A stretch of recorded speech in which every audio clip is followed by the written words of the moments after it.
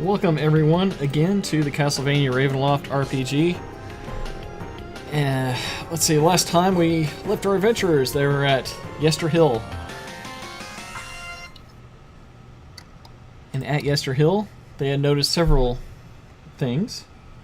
Probably immediately, they noticed in the distance a great wall of fog, and a figure standing in front of it, looking out into the fog. Next to that figure is a fiery horse. Its mane, its hooves, even breathing out of its mouth and its eyes all look like they're made of fire. Its body black as coal. At the top of the hill, you see what appears to be a large druid circle. And a little bit farther past that, you see a black and twisted tree.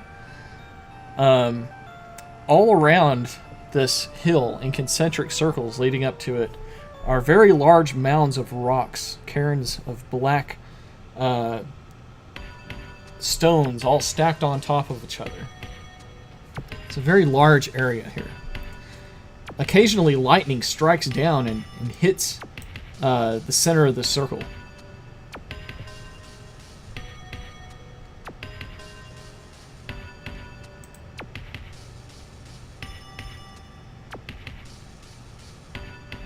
Clouds high above you are gathering. They're dark.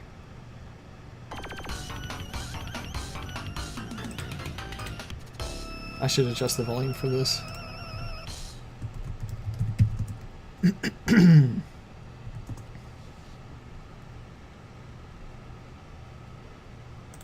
Yeah, I was about to do that, but I didn't know what number to use. So I guess its default's to 10, huh? Yeah, either 5 or 4 would probably sound good.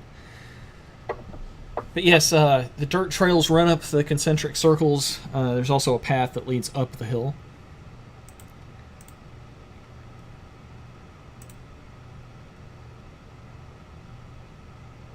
Would Strahd have line of sight to us if he turned around? Yes, because you have line of sight to him. Okay, I have a plan. Actually, I have 2 plans. Plan 1, we turn around, walk very quickly away, acknowledge that we will never get to Yester Hill this way, try to find our way around. Plan 2, someone goes to talk to Strahd, not you, pointing at the Crusader. Why would we talk to him? Because I have the feeling that he could break us either way. Because he likely already knows that we're here. Good point, also supernatural vampire hearing. I hadn't thought of that. Well, he'd be more likely to squash us if we approach and try to speak to him, I would think. He'd be more likely to squash us if you walked going to and tried to exorcise him from our presence. I think if he were going to try to squash us, it would be more like squashing an insect, and he's not going to take the time if we don't irritate him or insult him. It's just a matter of what's going to insult him more. Us standing around and talking like little girls over here, or us going to talk to him. I find in general nobility prefer to be acknowledged and their superiority also acknowledged. By all means, if you think it a good idea to converse with him, be my guest. I never said that. So I'm going to either stay where I'm at or leave, because I'm not approaching the man. I would suggest you stay here, just in case that it goes very, very poorly. I imagine it will. Yep. Shall we then back? Sure. Jeeves, would you, what would you do? I think I'm going to stay right here. Yeah. Let's, get where we can see them, but no one can see us. Maybe behind these trees. It may be useless cover, but I would feel a little better about it. And let us pray for the safety of our friends. They're either mighty brave or mighty foolish, or both. I know which one I am! I have suspicions about Alexandra. She casts him a very dirty look. Sure. Well, there's You don't know what I was thinking. It's a part of the forest where actually the concentric circles have made a path through the forest. You can hide in there pretty effectively, you think? Okay. He doesn't already know you're here. If you can't already hear the beating hearts in your chests. Mine is beating to where he could dance.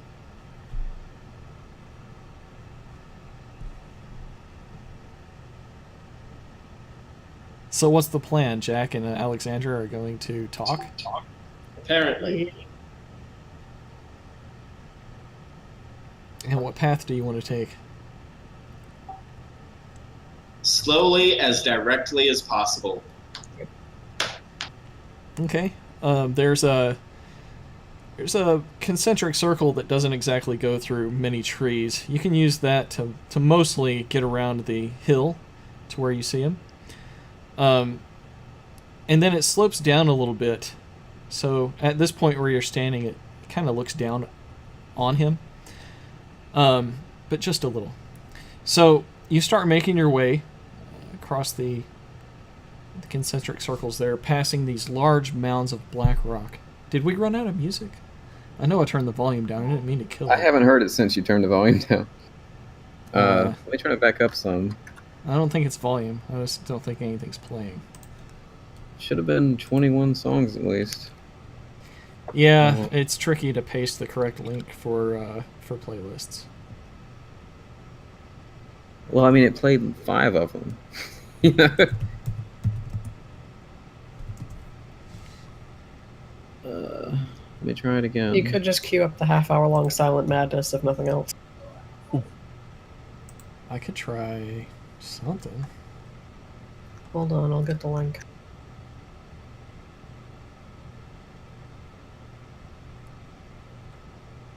Let's see.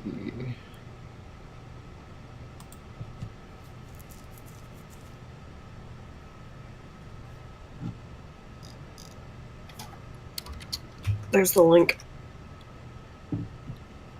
Okay, I'll try it.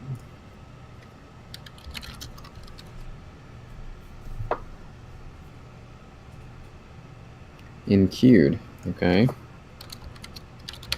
Estimated time till playing 31:03. What? What is the bot even doing? Probably because it has to download and cache that video before it streams it.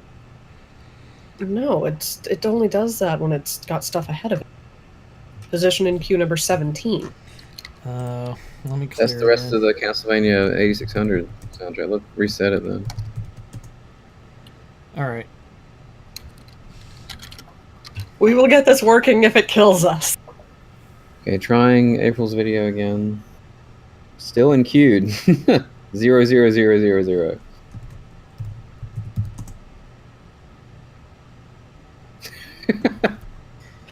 What the hell? Just kill the whole thing and then resummon it.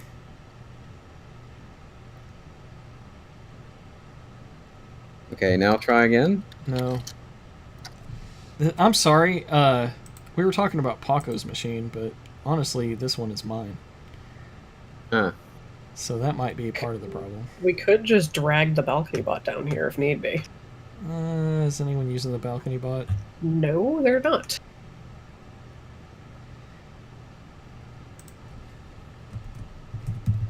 And I actually have control over balcony bot, so hooray. Balcony bot only listens to general, though. No, balcony bot listens to balcony. So I can type up... Oh, balcony bot. What's its little... 3691. What button do you press to send it commands? What's its code? Balcony chat. No, I meant like a question mark or an Oh apostrophe. no, it's an exclamation mark. It's the same thing as the regular ones.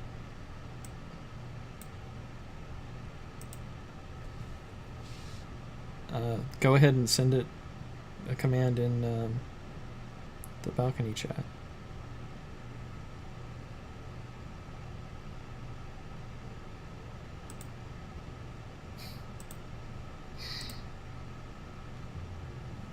There we go. I hear something. Yep, it's working. I should probably kill my other bot.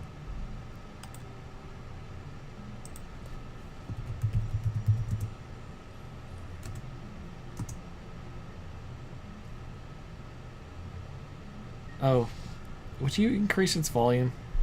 Yeah. What do you need it to? What's it at? Default 10. Damn, that's 10? Send it up to 15. It's a quiet track.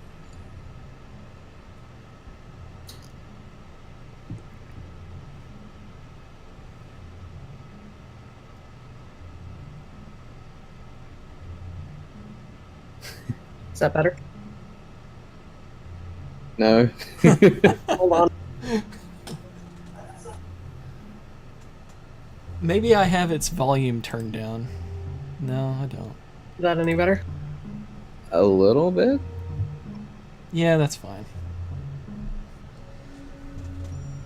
Yeah, that'll do. Okay. So, Alexandra and Jack start slowly making their way as directly to Strahd as possible. When you get within earshot, he turns his head around and looks at you. And he turns to face you while you're still a ways off. And he allows you to continue approaching without making any motions. Approach to a respectful distance, take a deep bow, and then fall to one knee. Alright, what is a respectful distance in your opinion? 15 feet. Alright, 15 feet. Then you bow. And he says, "You may rise." Do so. So, guests in my land, what do you think of Barovia? Well, it is gloomy but interesting, my liege. Are you swearing fealty to me? No, I just thought it would be a proper honorific. I am the ancient. I am the land. All things in this land belong to me. That includes you. I belong to no one. Are you claiming us as vassals? I claim you as my honored guests for the time being, but am I not mistaken that you are the ones that attacked and drove my vampires out from Vallaki? Well, actually, one of our group is one who woke them. We, however, though we engaged with them, did not drive them out of the town. And how is the fair town of Vallaki these days? Oh, teetering on the brink of civil war as such things go, but it's starting to settle down some. It's seen better days. Though I'm sure it's also seen worse. Well, I don't know about worse, but... I'm afraid I didn't get your names. I am Count Strahd von Zarovich. Very deep and elaborate bow. I am Jack Motley. Alexandra Belmont. Alexandra and Jack. I've seen you before. Yes, in the town of Barovia. Yes, a couple of times. To my knowledge, to my memory, only once. I witnessed your arrival, and then I saw you at Ismark's mansion. And then, Yes. curiously enough, for some reason, my attention was brought to you in an old cursed house in that village. You made a sacrifice. The rat. A lovely woman in a basement. Is this lovely woman your ally? She is someone we are on friendly terms with. This is very interesting. Why would you make such an ally?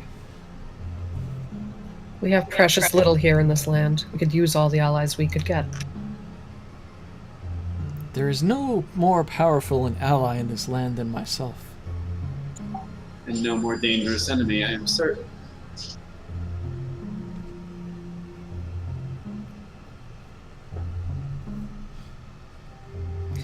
So if My you're... apologies for before about the rock, by the way. What rock? He pulls out a copper coin and he says something in Latin. Jack, are you fluent in Latin?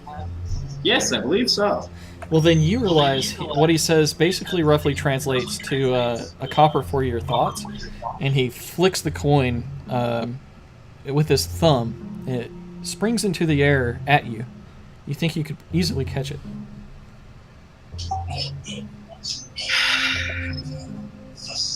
Hang on, let me...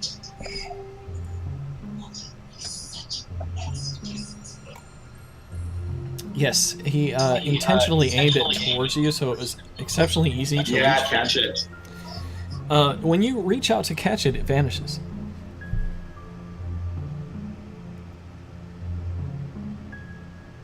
And yes, I am fluent in Latin. In which case I respond, I have many. Like that was a cool trick. In Latin. Why, thank you. And he looks to Alexandra and says, what do you know about Ismark's sister? Only what he's told us, that she's gone missing. And do you know where she may be? We're searching for her just as you are. Out of character, what is going on through Alexandra's mind right now? She honestly is in fight or flight mode right now. And when asked about Ismark's sister, what is she thinking?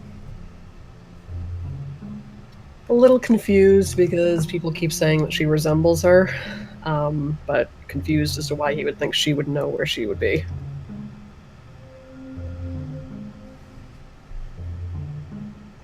Does it matter what Jack is thinking since he has not spoken? No, I would ask if it did. But, Strahd says to Jack, so what about you, Mr. Jack?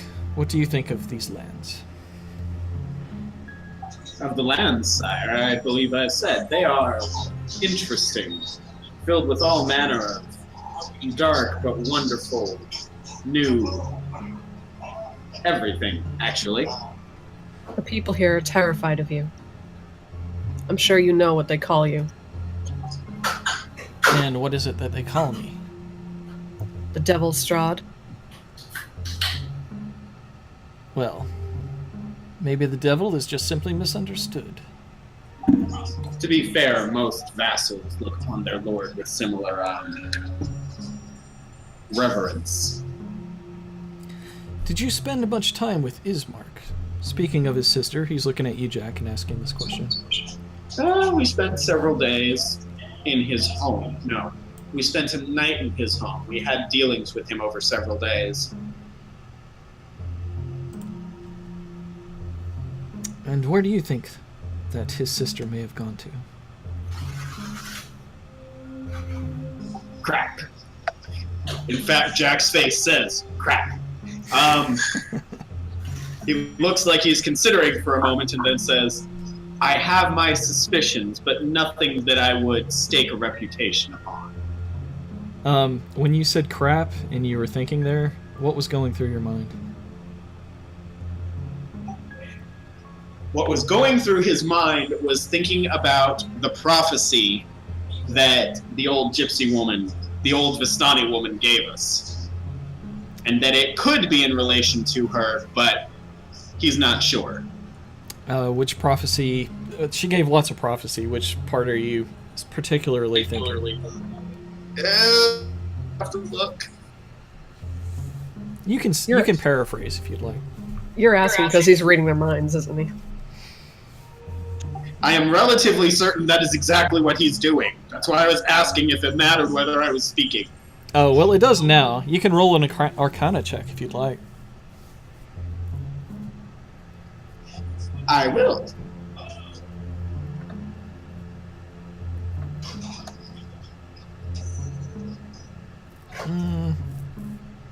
Arcana.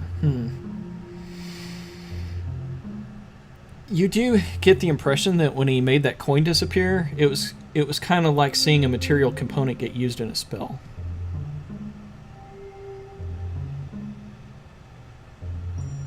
Sire, if you want our honest opinions, it would be more polite to ask. It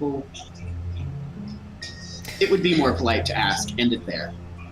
It would be polite not to give the ruler of this land lessons in what is polite. We have no reason to lie to you.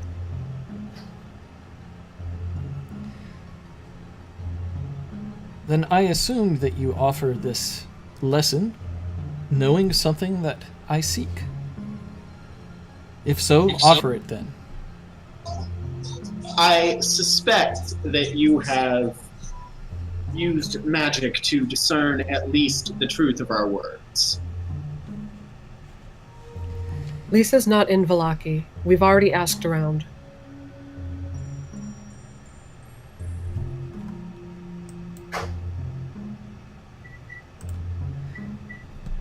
Yes, I believe you.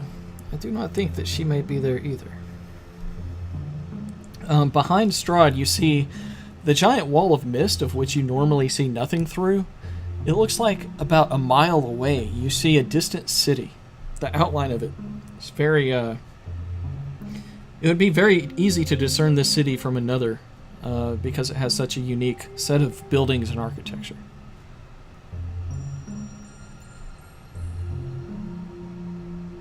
You were looking there as we approached. Do you think she might be there? No, that is beyond the mists. I and no one else, save for only a small few exceptions, may pass through this mist.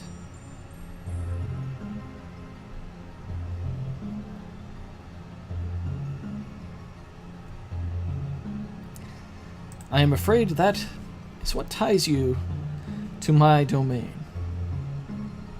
You will spend the rest of your days here. You know this, yes? I know that's the common wisdom. I truthfully hope to circumvent that if at all possible. I have things left undone. Actually, come to think of it, I really don't. Jack looks like he's just now realized this, that no, if the scarred man is here, he doesn't really have anything. At which point he shrugs his shoulder and says, never mind, I'd be fine with that. Well, it is good that you can come to your own ease upon being trapped here.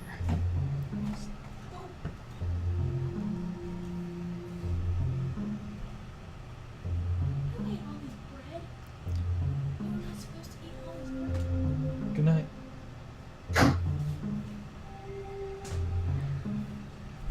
Anyways, sorry, I'm back. That's her. Paraphrasing, I believe one of the prophecies said something about the abbey near Kresk. Oh, Lord. Ah, Why did okay. you tell him that? So that's what you were thinking when you're God like, damn oh it. crap. God damn it. Yes, that is what Jack is thinking. Crap. What he said out loud was, I have my suspicions, but nothing I would stake a reputation upon yet.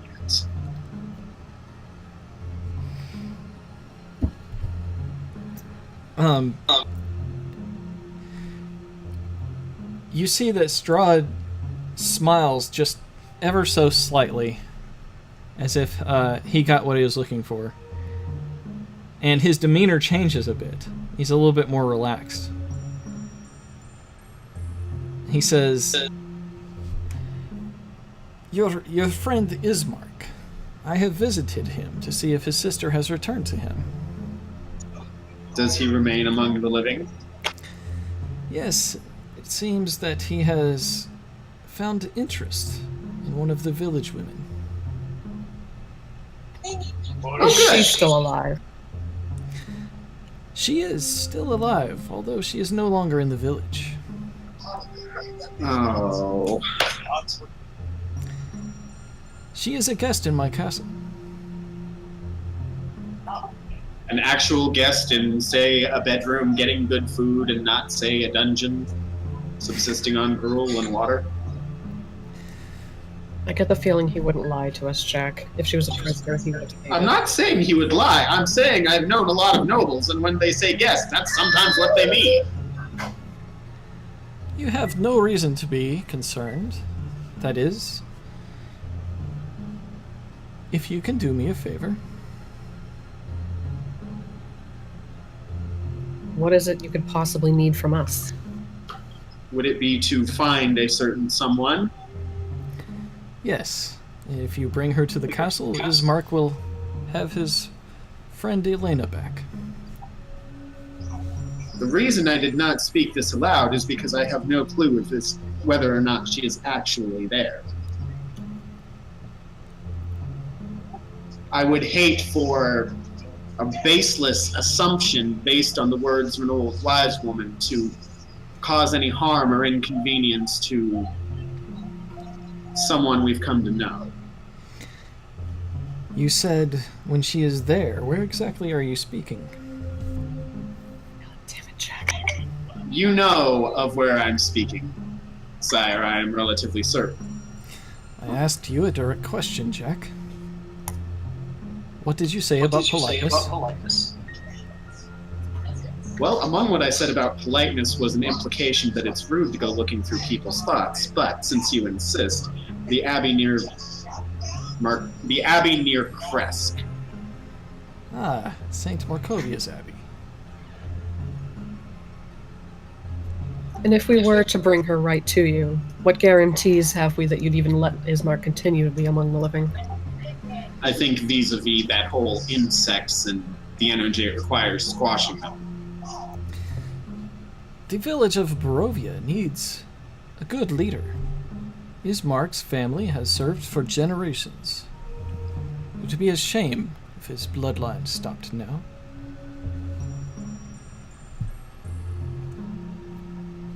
And he would never forgive us if we were just to turn her over to you. Do you think that his sister can hide in these lands forever? I am the land here. My eyes are everywhere.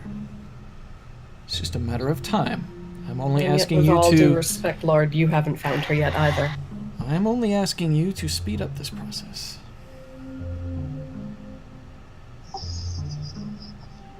I can tell you, sire, that we will most certainly consider it. Do I need to present a demonstration of why I would be the worst enemy you can make here? Absolutely not. One of our members died and been brought back to life. I don't favor the odds. She glares at Jack at that. I didn't say it was you. I just said a member. Chances are he knew already, okay? You're the one who confirmed it. Looking back at Strahd, and I did say you would be the worst enemy we could have in this land. I mean it when I say we will consider turning her over to you, and if he's still looking in his head, Jack absolutely means he will consider it. I'm not asking for your consideration. I'm asking for your service. Ah, but services are often paid, not just upon threat of death. I think I've he heard many considers things walking about away. you, but not often that you're a tyrant, Lord Strahd. I think Roll he a considers diplomacy walking check, away with our Jack. lives as payment. Diplomacy is not in this edition. It's, Persuasion. yeah. The black dice spins, It's and... spinning again! And... Oh my god! Again. It's a 16! Wow.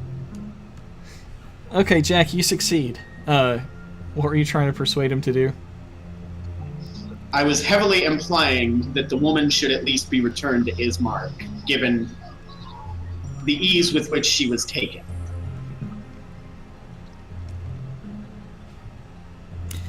I believe that she keeps good company in the castle. I will not grant your request. Now, will you grant mine? Why is she so important to you? I think that she's quite entertaining to my other guests.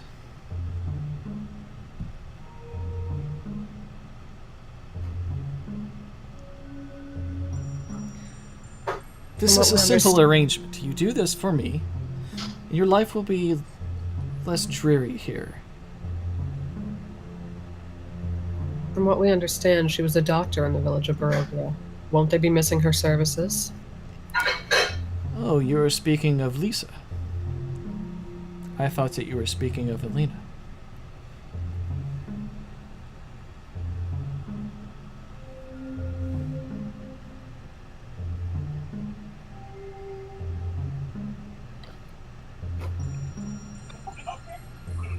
Even so, sire,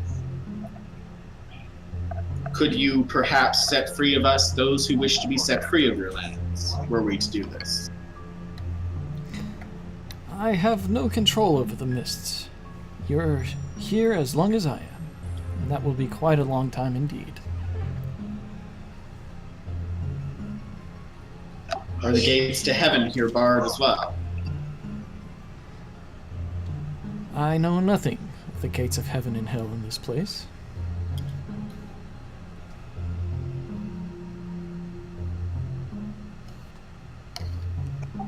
What you ask is no easy task, especially convincing the other members of our group as such.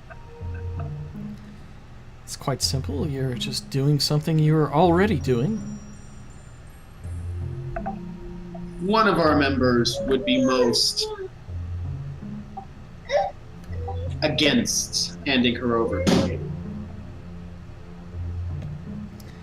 It would be a hard sell, to say the least. And what about the rest of you? Most of us are more mercenary, though I think I take the title by far the most strong of all of us. Well, then bring me your friend that would have this disagreement. With all due respect, sire, we need him alive. So I will... You will do as I say. Fuck. Jack, it's all right. Go get him. Jack actually looks between the Lord and Alexandra and is very clearly considering whether Elias's life is worth his own. The length of time it's taking him, his own is not apparently coming out on top. Are Elias and Jeeves within earshot of the conversation? Where they No. are? Unfortunately, you're kind of too far away to hear this. Look at Strahd. Would your inclination be to kill and/or My inclinations do not matter. I told you to fetch your companion. Jack, if he wanted to, he could ride into the forest right now and take both of their heads. Just make this easier on us both. Go get him, please. I am trying to be polite.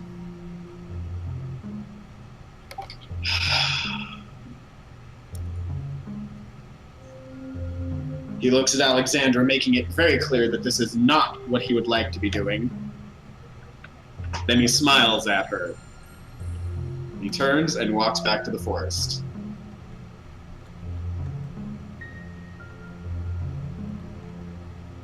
And as soon as Jack is out of earshot, she turns back to Strahd and smirks. I have my own goals in mind, sire. And what might those be?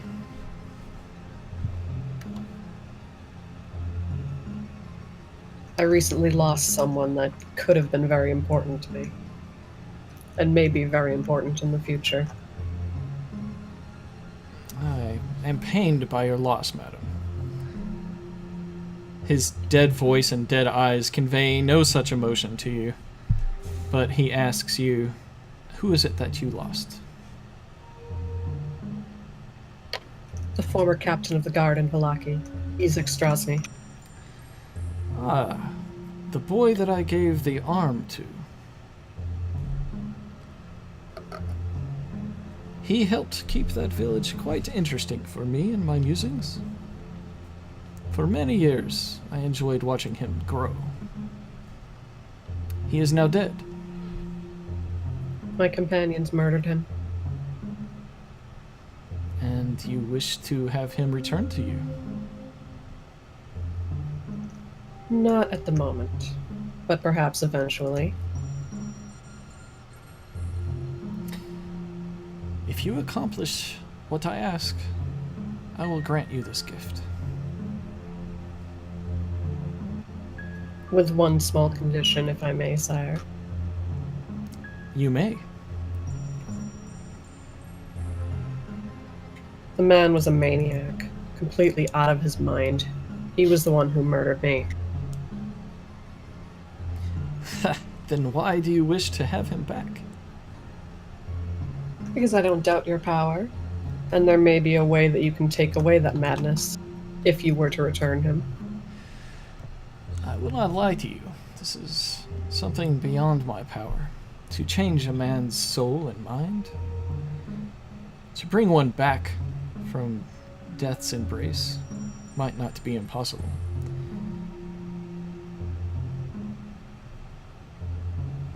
But to remove this madness from this man may be beyond anyone's abilities. I'm not the same person I was before I died. So it's you that Jack was speaking of. He's that killed me. You have been brought back from the dead, then. Yes, I have. And did you see this Ezek in the afterlife? No, there were several dolls that he had made of the women he killed in the village over time.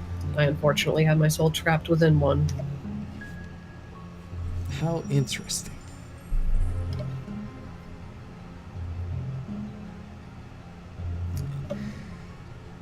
Without your condition, I don't know if we have a bargain.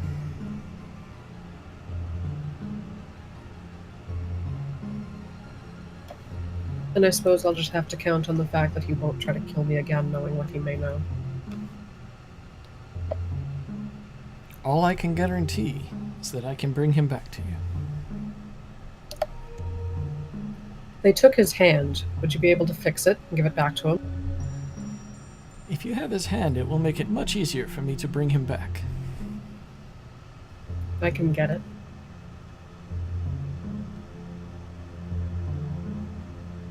Yes. Bring Lisa to me and this hand, and this shall all be yours. And if he does not suit and please your end of this bargain, then I shall destroy him if you wish.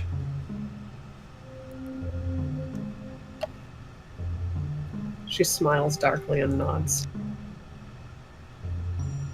Thank you, sire. You reminded me much of Lisa.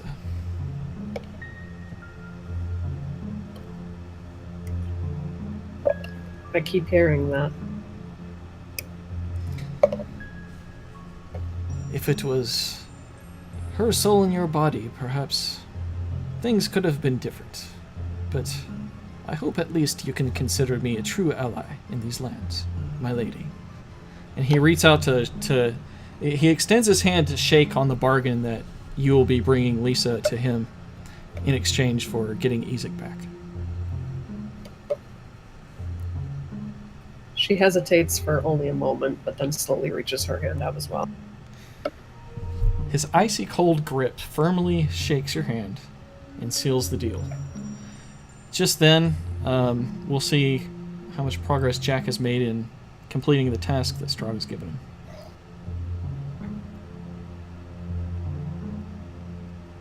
And he looks at Alexandra before everyone gets back and says, I could have charmed your friend Jack into doing exactly what I asked him to do, but it's good to see that he is compliant. As I said, if you wanted to, you could have rode into the woods on your steed and taken their heads. It's a matter of common sense, not needing charm. We didn't come here looking for a fight, my lord, least of all with you. He nods. All right. Is everyone coming back now? Let's have a conversation with Jack and Elias first. Yes. Okay. While that conversation was Yes. going on, you guys had plenty of time to talk. So Elias sees Jack approaching in the distance and without Alexandra, and he doesn't say anything at first. He's still very cautious about what's going on. You left her alone with an evil madman again. Hooray! Say as little as you can get away with, Crusader, but we need you up here. And how is your dubious plan working out? Much better than I'd hoped, actually. Why does Strahd need me? Why do you need me?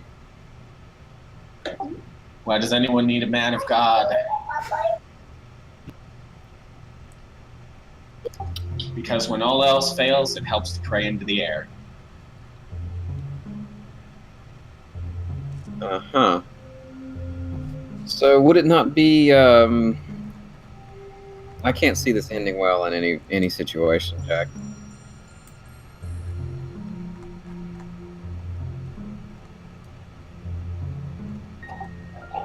I can see it ending well in several, but it all depends. Be ready to grab Alexandra and make a run for it. I'll try and hold him off if all goes horribly. I am the most equipped to deal with such currently. Though I'm guessing he'll still shred through my ass within a matter of seconds, so, you know, real quick. Yes, I would think so. Well, it seems that I can't escape him now that he's alerted to me being here, if he didn't already know. Oh no, he knew. He knew. All right, well, I suppose I have no choice then. What of Jeeves?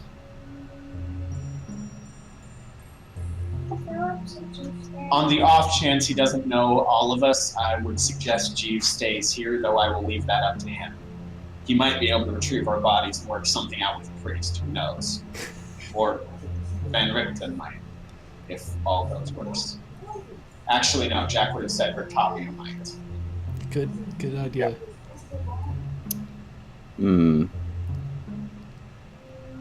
I think some manner of careful wording of a strategic withdrawal is in our best interest, since we can no longer outright retreat from the man. So we'll see how it works out. Of course, I will not agree to anything he may propose to us. Yes, that's what I'm most worried about. But we'll see. All right. He Well, is much stronger in the mystic arts than I am, though, so be aware. I'm not surprised by that at all. You've met nobles before? Very few. Treat him as such. A hard sell, Jack Motley. I'll tolerate his presence for as long as I need to keep us alive. Let us go then. All right. As a precursor to them walking up, Alex does turn back to Strahd and casually warns him. Please do try to be patient with my friends, my lord. They may say things to unnerve you. They're idiots. I apologize. All right. He doesn't respond, and he sees Elias and Mr. Jeeves. Did you decide to walk back with them or not? No, I'm gonna stay hidden. Okay, you're going to stay hidden. So Elias and Jack are walking up, and as soon as Elias gets within 30 feet, you see Strahd extend a hand, roll a charisma saving throw, Elias. Oh, Lord. Oh dear.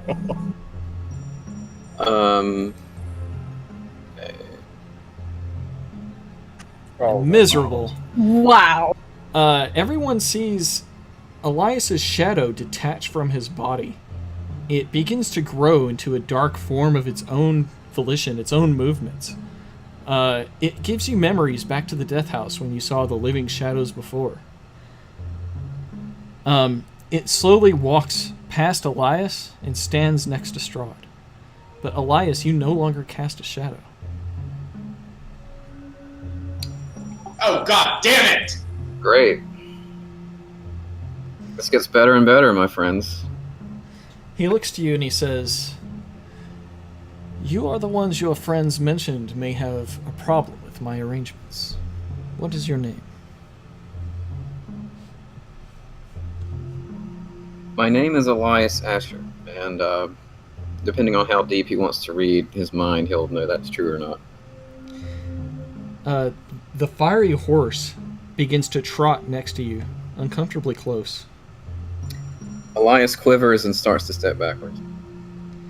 The horse doesn't let you. It corrals you towards Strahd. Strahd says, "I am Count Strahd von Zarovich, master of this land. I have reached an agreement with your friends. You will bring what is mine to me. I've lost something dear. A woman named Lisa. When you find her, she'll be brought to my castle. You will be good with this. Do you understand?"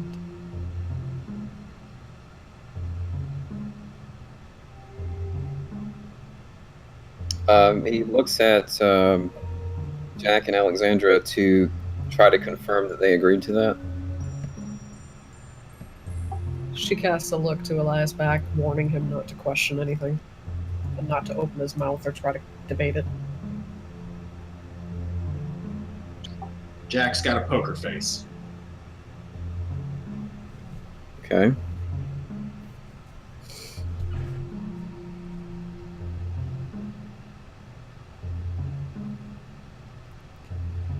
I will be party to what I have to be for my friends to be alive.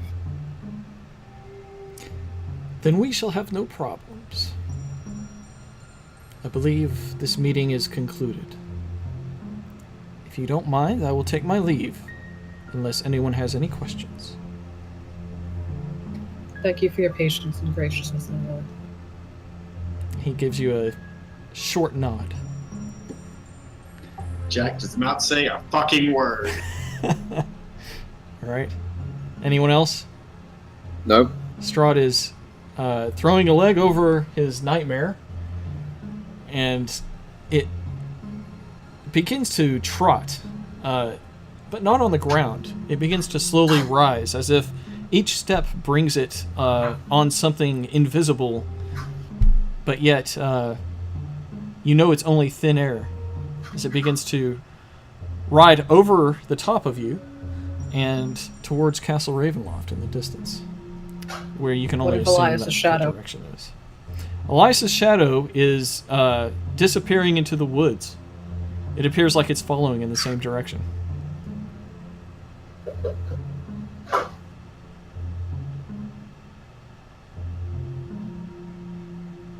Well, that could have gone a lot worse.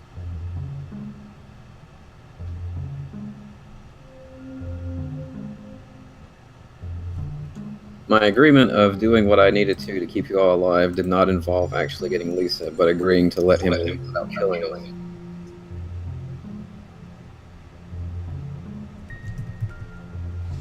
And do you really think I'm thrilled about this situation either? We promised to find the woman and return her to Ismark.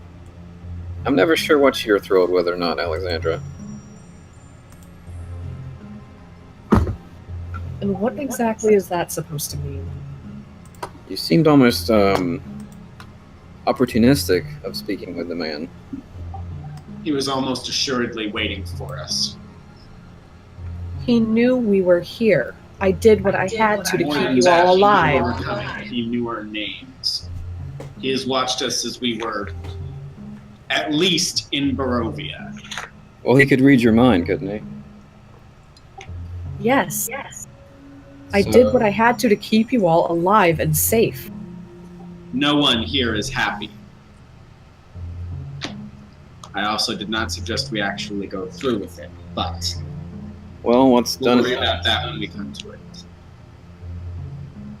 He didn't seem very aggressive to me, so that's a good thing. I don't know if he would have ridden after us. But Are you aggressive towards an ant that has annoyed you? Or an ant that's keeping its distance, no. Exactly. Elias, if he wanted to, he could have killed us all easily with one swipe of his hand. But I don't think he wanted to. He did not. He wants us to do his dirty work for him. He can't find Lisa on his own, so he wants us to do it for him. He can't find Lisa on his own quickly. That's the difference. I have every faith that he is perfectly capable of finding her. It's just a matter of how long. So did he get enough information from you to know where she is now? Potentially. She turns Where her I head as a check. suspect she is. Okay. Well, I can't blame you for that. You can't completely block someone from reading your mind. It's quite unfair. And god damn it, I tried. Just out of talked character, around it for I a was good minute and a half. I was doing saving throws behind the scenes for you guys. Well, yes, I think we can all breathe a sigh of relief at least. This certainly could have gone worse, and I don't know what would have happened otherwise. So We would have all been dead. Several of us probably would have joined his retinue of undead hordes, if not a lot of us. While Jack's talking, a strike of lightning hits the circle in the middle of the top of the hill. Elias jumps. Oh my god, I thought that was him. It may have been. Jack, could you tell from your experience the level of power this man commands? Is he as strong as we fear? He is strong enough to kill us all easily. Beyond that, I cannot say. I sent Jack to go fetch you, Elias. If he wanted to, he could have ridden into the woods and discovered both you and Jeeves, and had your heads easily. Okay, that's fine. We've established that, sure. He was asking whether he can see all and know all. I don't think he is quite omniscient, or he would not need us to find Lisa. However, I do know that he can see almost everywhere in this land, judging from what he was saying. When you say that, your skin crawls as you feel the presence of like eyes watching you. Yes, we're working on it. Leave us alone for a minute. And when you look around, you catch sight of someone staring at you near that darkened tree. Its sap oozes like red blood. Huh. Oh, Wow, Jeeves. Apparently, I don't see anything. There appears to be an old crone staring at you with glowing eyes under a dark hood. That's a great picture. Yeah. Well, Jeeves is still hiding way back. Is he going to approach us now? You can call for him if you'd like him to be there. Jeeves, good man. Coast is clear, we think. I wouldn't say clear, I but see yeah. Clearer. I see it waving, so I'll go over. We're potentially less dead than we would have been. yes, that's a better way of putting that. Yeah, I'm glad to see you all alive. Indeed. Wave at the crone. Did you really think I'd let him kill any of you? She just grins. I think if he'd taken it into his head, you could have been about as much of a road bump as I could have. Which is to say, not much. And you say I have no sense of humor. How sad. Alexandra, despite your humorous quips, you feel the cold handshake of Strahd still on your palm. She's not bothered by that.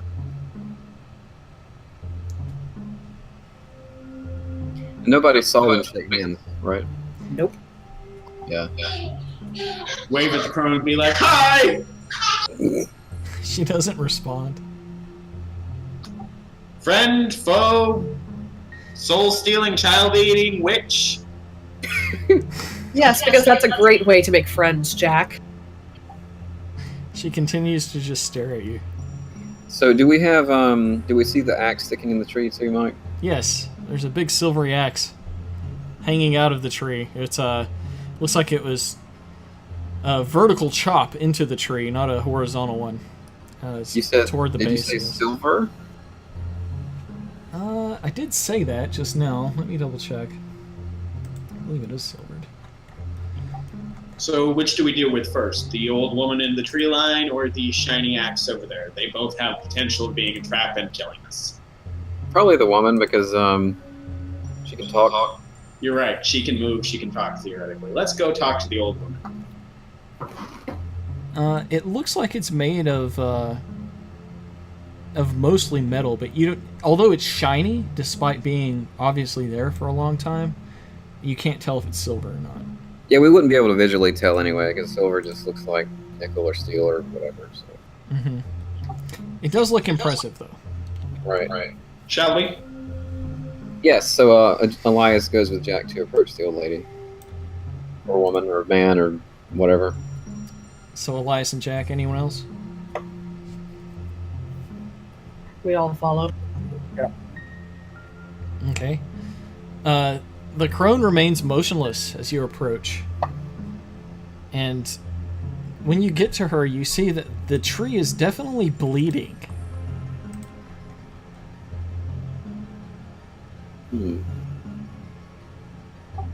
Oh, there. She says, "You must be the ball-sucking motherfuckers my sister talked about." Yes, we are the gall-sucking motherfuckers who tried to kill her. Have you come to kill me too? Well, we didn't know you were here. Do you eat children? Because some of us are going to have a problem with that. Some of us are going to want a pie. Oh, Jack, shut up. I have pie. I'm afraid my sister's the one that makes the pies. Do you eat children? Occasionally. Occasionally. Perhaps you know them. They do have another one of your sisters captured in Valaki. Is she really one of the pie makers? One of my sisters is in Valaki right now. Look at Alexandra. Just, are you stupid? With his eyes. She wants to know if that's really her or if it's just some poor woman that they suspect. Is it my sister from the windmill or my sister from the swamp? We don't know. one- We haven't seen her yet. We just heard about her. She's supposed to be. I'd assume you'd have some way of contacting them. We would assume you'd know. They claimed she was one of the pie-making sisters. She They looks said behind she's her at one of the shrubs and starts making a chittering noise. The shrub begins to unbury itself from the ground. It looks like some kind of twig-like creature. She makes a few more chittering commands at it and it begins running off. Are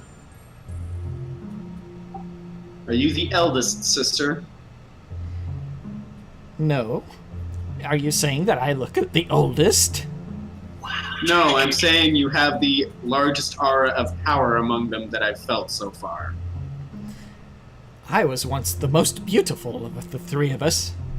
Back before we had transformed into this. Yeah, I meant to ask, but I haven't had a chance yet. Are you biological sisters or sisters of a covenant variety? We were all once sisters of nature.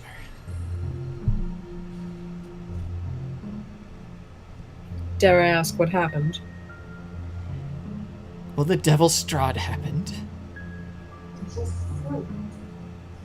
Yeah, you just missed him. Oh no, he comes, he looks into the mists here. Very often. We saw him gazing into that town beyond. What lies there? Why is it so important to him? Well, there are many legends about the mist, particularly in that area. According to the mountain folk here, there was always a wall of mist near Yester Hill, even before the deadly mist entrapped all of Barovia. The ancient folk called the mist the Whispering Wall, for within it they could hear the whisper of voices from the past and the future. They believed that an ancient god gave up his divinity to preserve the world from destruction, and that his last exhalation as a god produced this mist. Within it were all the memories of the world and all his visions of its possible futures. And with proper preparation, a seeker could go in on a vision quest within it. Some students of the arcane contend that the powers that made Strahd what he is had changed it to the city of his homeland. A tease, something for him to look at in his past, so he could see it with his own eyes and lament his life. Out of character, Mike. That was some great acting you did there. Good job, man. Thank you. So Elias says, very interesting. So this is a common spot that Strahd likes to gaze from. Yes, he comes here on occasion to stare out in lament of his once coveted mortality. He was a conqueror, you know, and now he has no place to conquer. That makes me wonder if he was actually waiting for us, then. Well, I would waiting ask, for us or not, he was here. possibly. I would ask you, ma'am, what is the story with this axe in the tree behind you? Someone once sought to destroy this tree. And you haven't the means to remove the axe? I wish not to touch it. She points down at the skeleton below. It looks like the former owner of the axe is decomposed to nothing but dust and bones at this point. She says, "That fool here attacked the tree and paid with his life.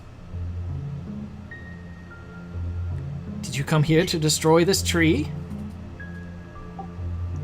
We were literally out just walking around looking for some druids. Okay? That's why we're here. We didn't come here to deal with Strahd. We didn't come here to deal with you or an axe. I've seen this axe before. I've seen this tree, mind you. But we didn't come for it. You have seen this tree?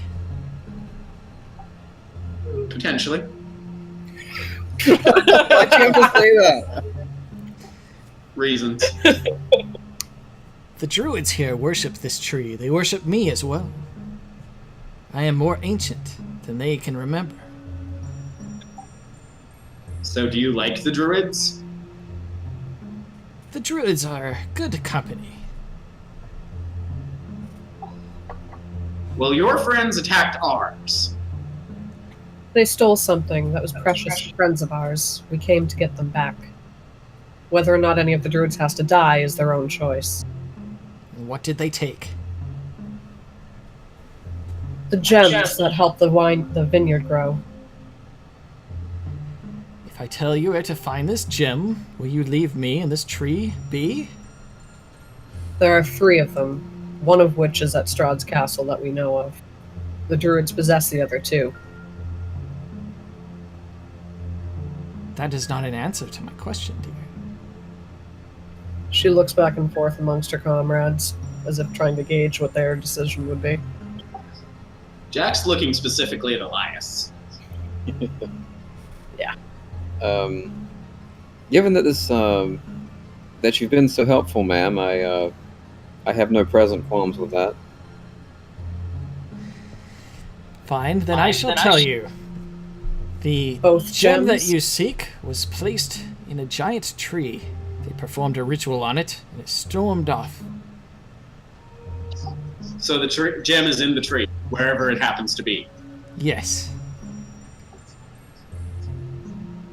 Pardon me for just a moment. Jack turns around, takes 2 steps back, swears very loudly, very virulently in Latin and German, as loud as he can, turns back around and, okay, I'm good. So how would we get the gem out of the tree without damaging it? I wouldn't be worried more about the tree damaging you, dearie. But let me ask you a question. If I've been helpful, you may be helpful too. Are you allies with Strahd, or are you his enemy? We are guests in this land and have few enough allies and enemies that we can actually call upon. We have also seen that ally and enemy can hop across the board in the fence at a moment's notice. I am his enemy. Well, he's his enemy. And she looks to Alexandra and says, You shook his hand. Are you his ally? What? Bitch, what? For the time being, as it suits me and the needs of my friends.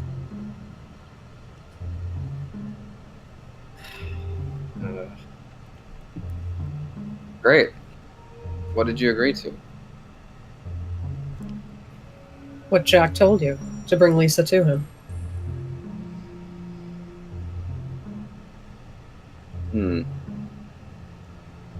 The crone fixes her dark face and her glowing eyes on Elias and says, You share no love for the master of this land, I can tell. No, I see no reason to. My sisters and I are not your enemies. One tried to kill us. I'm sure it was in self-defense. Actually, was it? Actually, yeah, it was. Yeah. Well, she does eat children. That's normally considered a taboo among our society. And she, in her twisted way, thought she was helping society. No, she wasn't. This still doesn't solve our present problem of getting the gem out of the tree. Yes, so you mentioned the one. What of the other gem? I don't know. My sisters may know. They may be able to help you. But do not attack them. We have recently been delivered arcane information. Very rare alchemy. With what we know now, we may be able to summon something that will deal with Strahd eventually. Just give us time. What do you mean, deal with him? How much time? We need to learn how to purify a few sacred sites. I don't believe that we can do so as corrupted as we are now. Now that sounds like something we might be able to help with.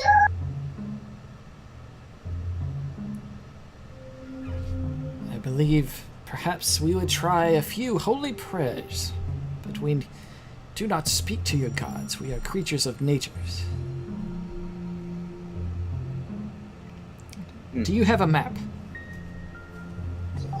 Yes. She holds out her hand. Oh, I don't have it. I'm irresponsible. Look at whoever has it. I think Jeeves is the one that had the map. Yeah, I'll hold it forward. Okay. She unrolls the map and looks at it for a minute, traces a finger along, and then pokes a fingernail through a little part. It's in the woods. It looks to be in a swampy area. And she says, there is a site. If you can make it through it and purify that place, I don't know how, then we will stand one step closer to being pure enough to summon the power we need. I see no harm in purifying a site. If that is what you are requesting, I may wish to do that anyway. So, yes. I know, I was surprised. It looks like goals align. Hey, speaking of which, she elbows Jeeves. It looks like she's single. You look about the same age. Ooh. Yeah. Jack! Good down in my eyes, Jack. That was rude. And you're surprised. The crone says, I was once beautiful.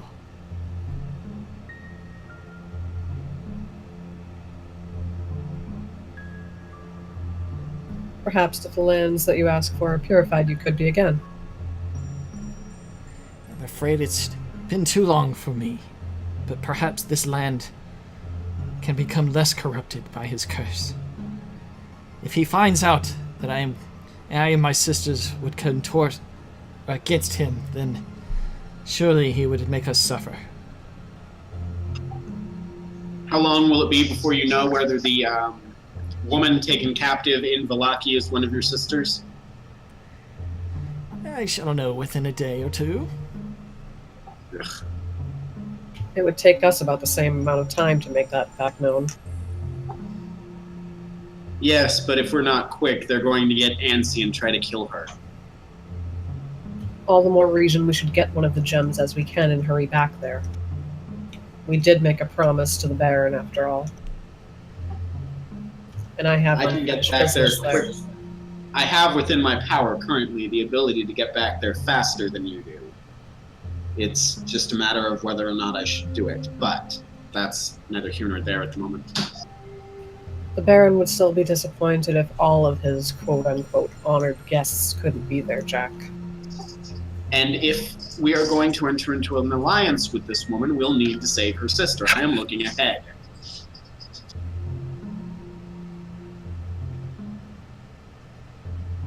Are we still in the presence of the old crone? Yes, and all the while she stares at you with these unblinking, glowing eyes. So Elias has something to say, but he's not going to share it right now. So you don't blink anymore, huh? She just stares at you, unblinking. Wow. Jack tries to keep his eyes open as long as he can. Staring at. Yeah. You can roll Constitution check if you want, but she's gonna win, buddy. I know! Actually, wow. That's good. Even with a -1, yes, that's very good. It gets to the point where she becomes offended that she is staring at you.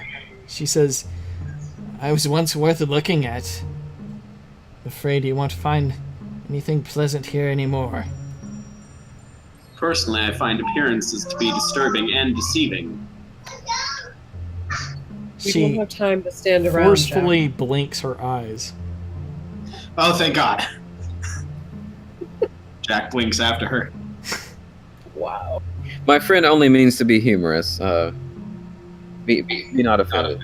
We haven't the time for the games. The sooner we get this land that she's asking for purified, the sooner we can get that gem and be on our way. Jim is pick up the vineyard!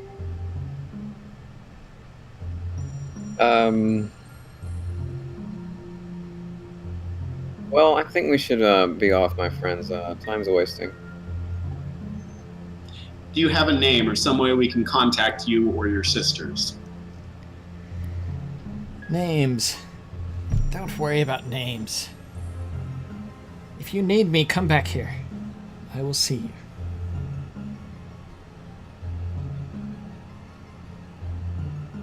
I would ask that you do not harm the druids of this place. Then would it be possible for you to ask the same thing of them for us To leave the vineyard alone? and give us safe passage? I will agree to this, yes. While I'm thinking about it, the axe, is it actually hurting the tree? The axe has done all the harm to this tree that it possibly can. Do you know if the axe has some intrinsic harm in... God damn it, I can't think of the word. Does the axe itself hurt people who have it? Or did the tree defend itself? The tree defended itself. So if we tried to take the axe out, we would likely not get hurt. If you take that axe, you must promise not to harm the tree. Do you know why the person originally wanted to harm the tree? Like me, this tree is corrupted and twisted with the curse. They wish to see it failed. Can the tree be purified? I do not think so. Like me, this tree has been twisted too long. If someone were to eventually try, would you be adverse to it? Yes.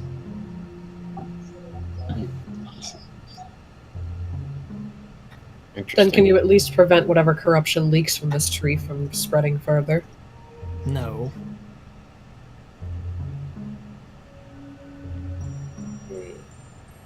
I can promise that I will not use the axe to harm the tree. Are you bluffing? Nope. Okay, so no deception, I will not use no the axe to harm persuasion, the or... tree. All right, if you're not trying to deceive her, I won't call for a deception check. I will honor those words. She is standing kind of in between you and the axe at this point, but it's when you say that she sort of shuffles off to the side, so you have a clear path to grab the axe if you wish. Elias glances at Jack and says, will you do this thing, or would you have me do it? It's really up to you. I don't think it's going to matter. I don't believe touching it is going to cause us harm. As helpful as she's been, I think she would have warned us if it was going to do so. I would prefer you do it, however. I would rather have Elias do it as well. The last time you touched Magical Relic, Jack, you were kind of out of it for a few minutes. That passed instantly, actually. Yes, I know. That's when I originally saw this tree. All right. Did you say that out loud? Because the crone would say, "You have touched the Gothia's staff?" Oh, Lord. I did say it intending to say it out loud. Yes, I said it out loud.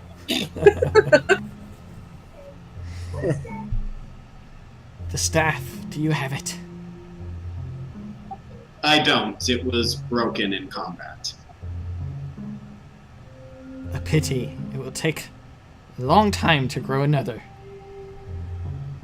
Does he need to roll deception for that? No. He was honest. I mean, it really was. Technically. Sort of combat. Kinda, yeah, I guess. In a manner of speaking. No, it's fine. Jack's smooth enough. She Okay. seems to be amicable at this point.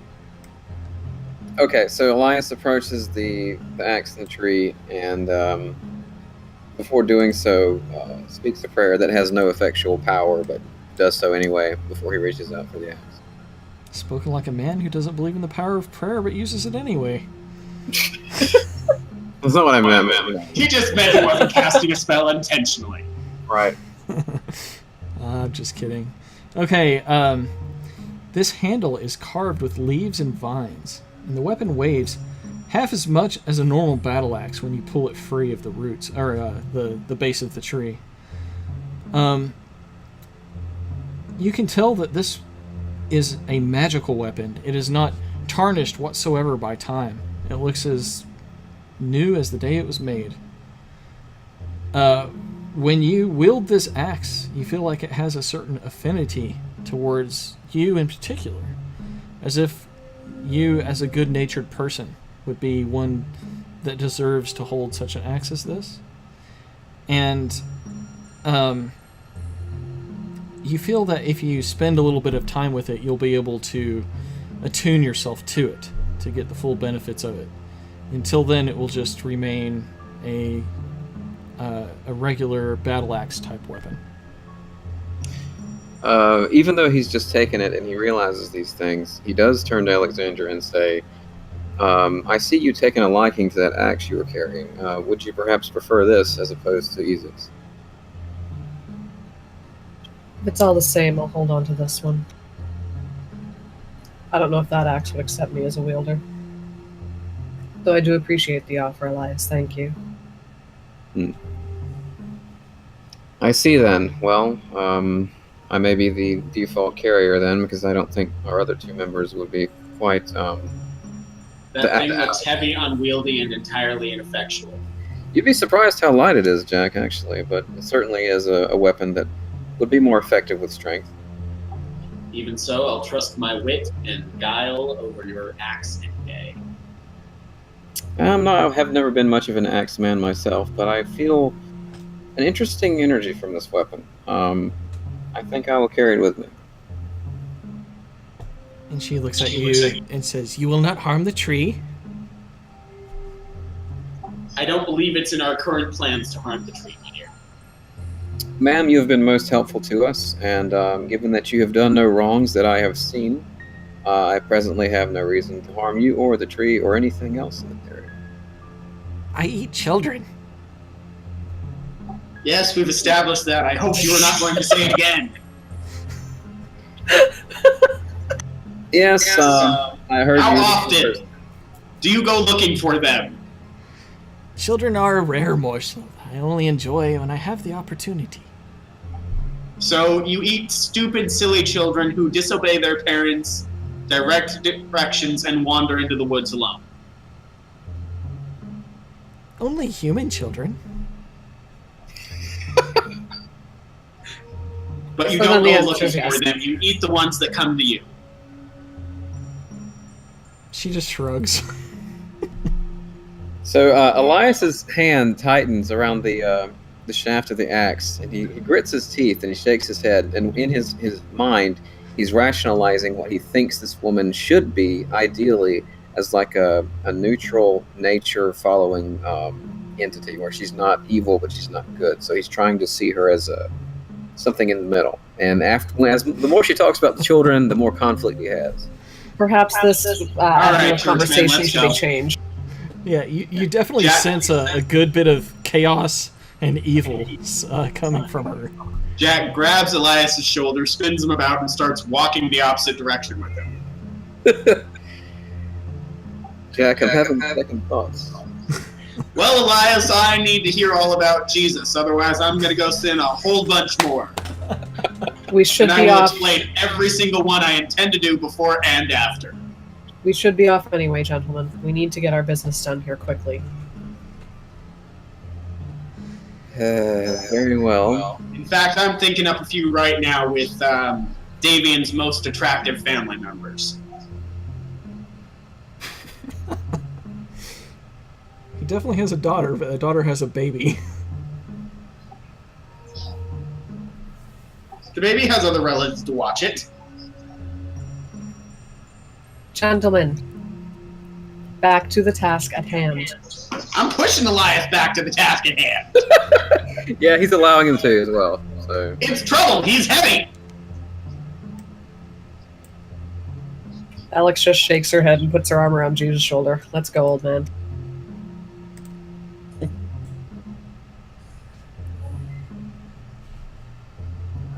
So is that it? Do you guys walk out? yeah.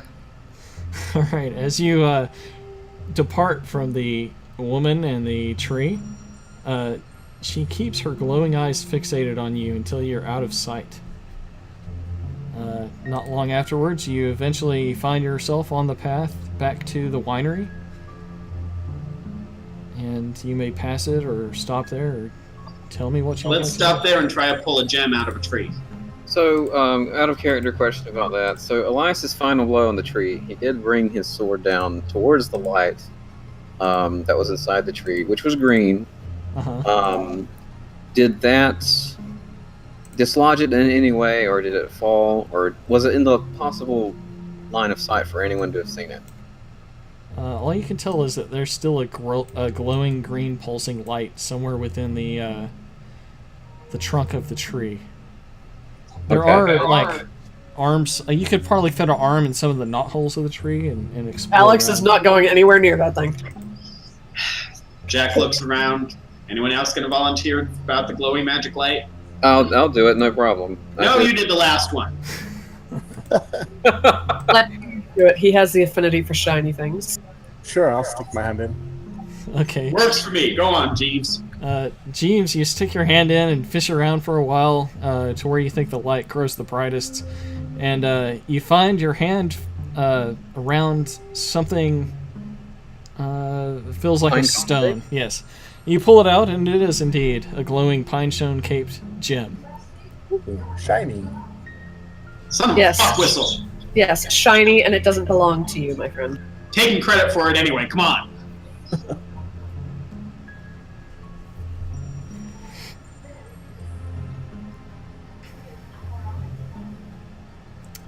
So Go give this thing to Davian and head back to Valaki to see if we need to save a witch. I don't even know how we're going to do that. I haven't gotten that far. We'll worry about it when we come to it.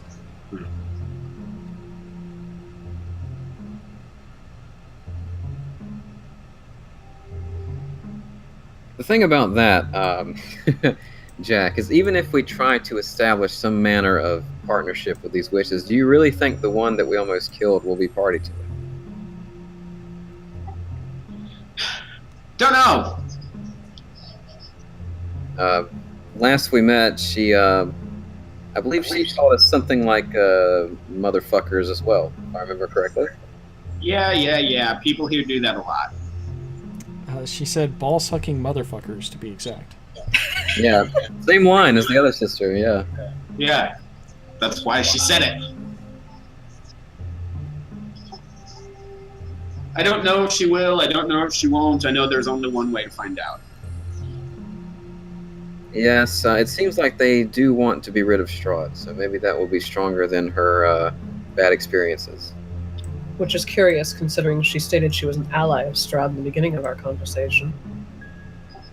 Did she? I don't think so.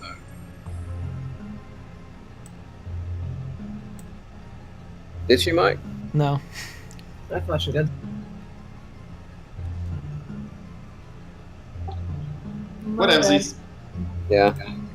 Hey, Davian! Davian is inside the winery. You think the whole family's inside there, so if you want to... With a giant gaping hole in their roof, I'm sure they could hear them screaming. Sure. Jack was swearing loudly for a few seconds.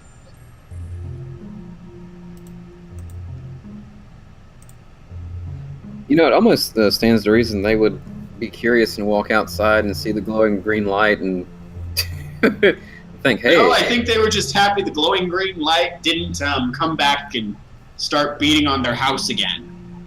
Yeah. Just as likely. Yeah. So are you beckoning Davian out, or are you going in? We're heading towards the front and calling his name.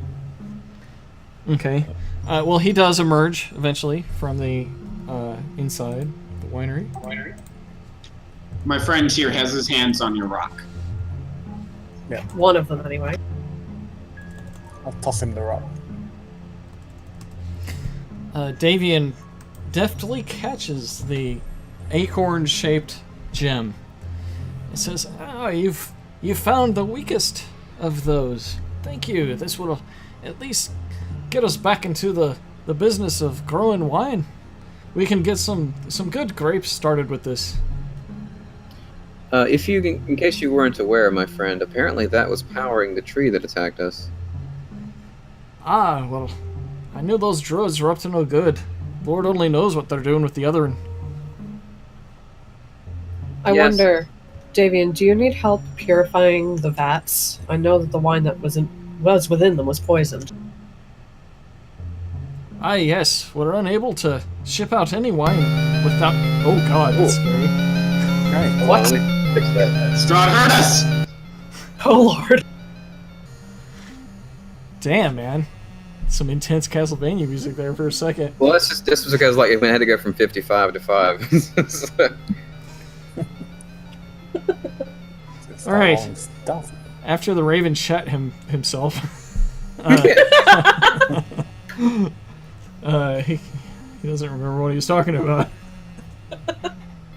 About purifying the vats of wine. yeah. Oh, yeah. He says, "Yeah, we're not ready to ship out anything with any confidence unless we either get rid of the old wine and start anew, or maybe if you could help." Elias, you were saying something about preparing a spell to purify it. Yes, I certainly can. I can purify anything within a 5-foot radius. So that might not be big enough, but I can Those do it. vats are huge. Right, and to get everything downstairs, you definitely can't get it all in one place. Perhaps they could start bottling it up then, and you can do it in batches. I mean, maybe I could cast it twice on top of each other for 10 feet. You can cast it twice in multiple locations. Mm. Oh, how big are they? The actual vats are pretty big. They're like 10 or 15 foot wide each. You could swim in them. But if they were to be emptied into kegs, that should work. Yeah. Well, it's going to take a while to drain and keg all of that wine, but we can get started on it if that's what you need. Yes, that will be a certain way for me to purify it. I can purify a 5-foot radius twice before I rest again. As many kegs as you can fit in that size of area. Well, the sooner we get started, the sooner we can get back to Blocky and finish what we came there to do. We will help you. Let's just see the winery here again. Yeah, that would be 3 spells up top and 1 downstairs.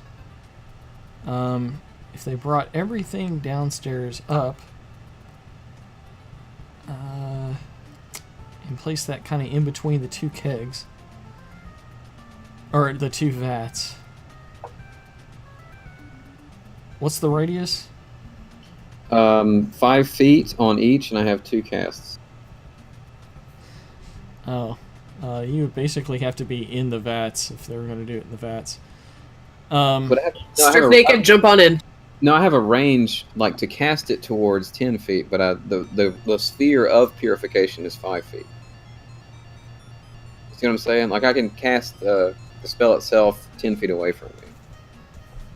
Strip naked, jump in. No, he's saying that he doesn't have to because it's got a range of 10 foot to cast it, but it Just only being has smart. 5 foot of purification, which Yes. would actually be a good bit of a vat. I think that would, it would count. Alexandra just wants to see his holy rod. Lord. It does have a special move. Oh my god. What? Okay, just legitimately made me. That That was definitely out of character, all right. So That was as bad as the Springwater moment. it does have a special move in Symphony of the Night. That's what I'm talking about. You know.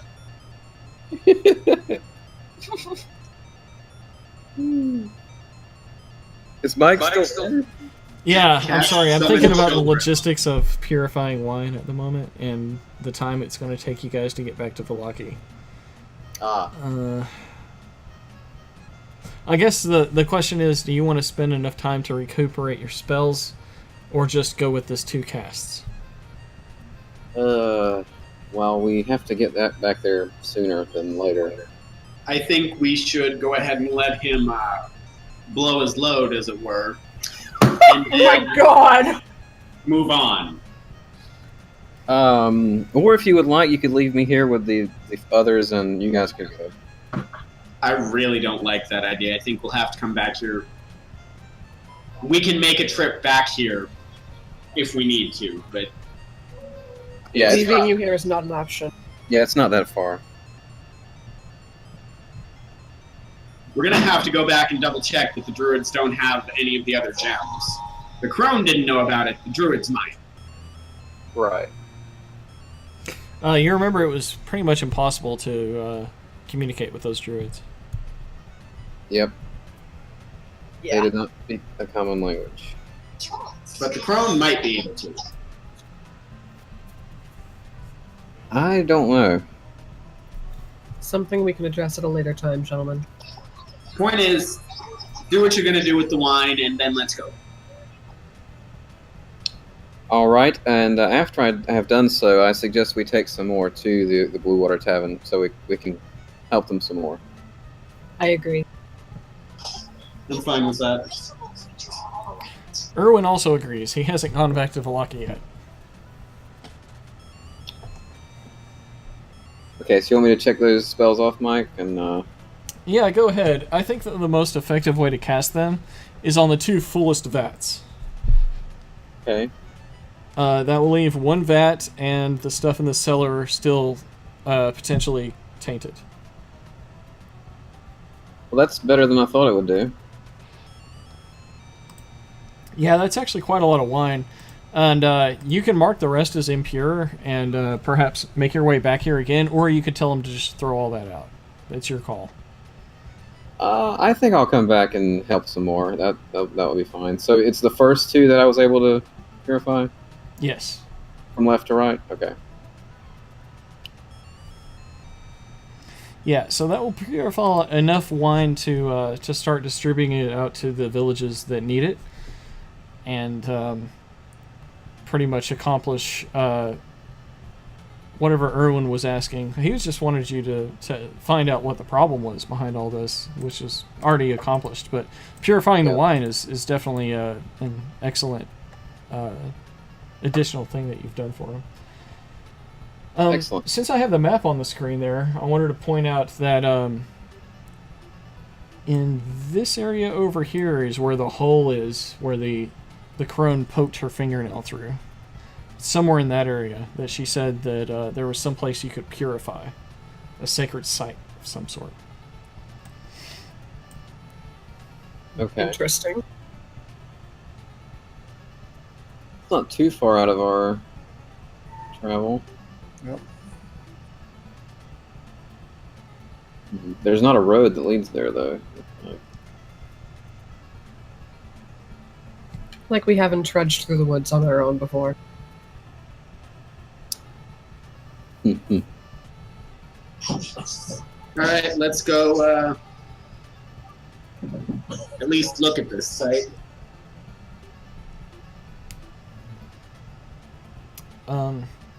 So y'all are packing barrels onto a wagon that Davian had available.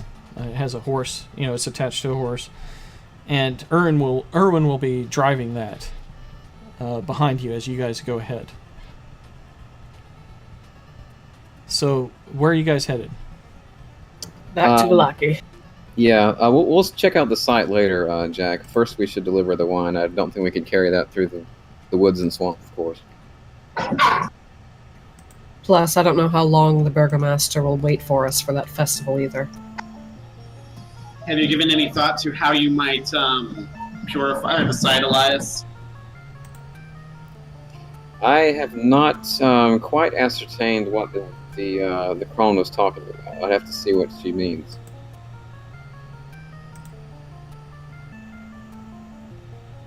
Either way, it'll take some rest for him to prepare the spells necessary, I'm sure.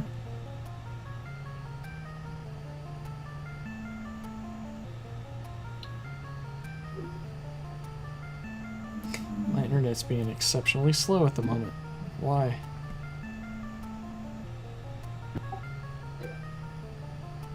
Hey. Wow. Yeah. Are we As a lagging player, out? I have an idea, but I can't. There's no way Jack would. Did I miss something?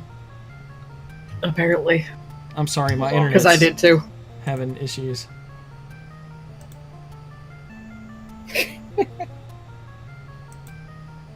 What was said?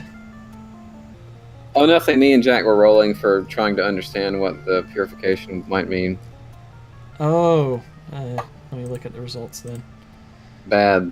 They're bad. Okay. Yeah, you have no idea. As a player, I know, but as a Jack doesn't. So we'll have to wait later. Confer with another priest. Gee, I wonder who. Yeah. Actually, is Vertavio's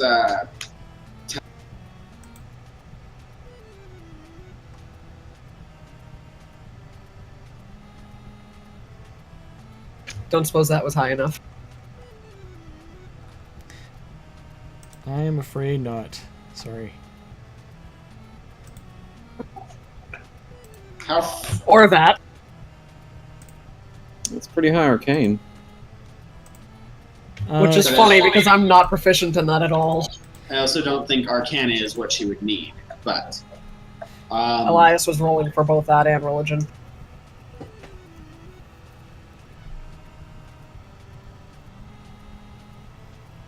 Bravo, Jeeves! Hey, Jeeves.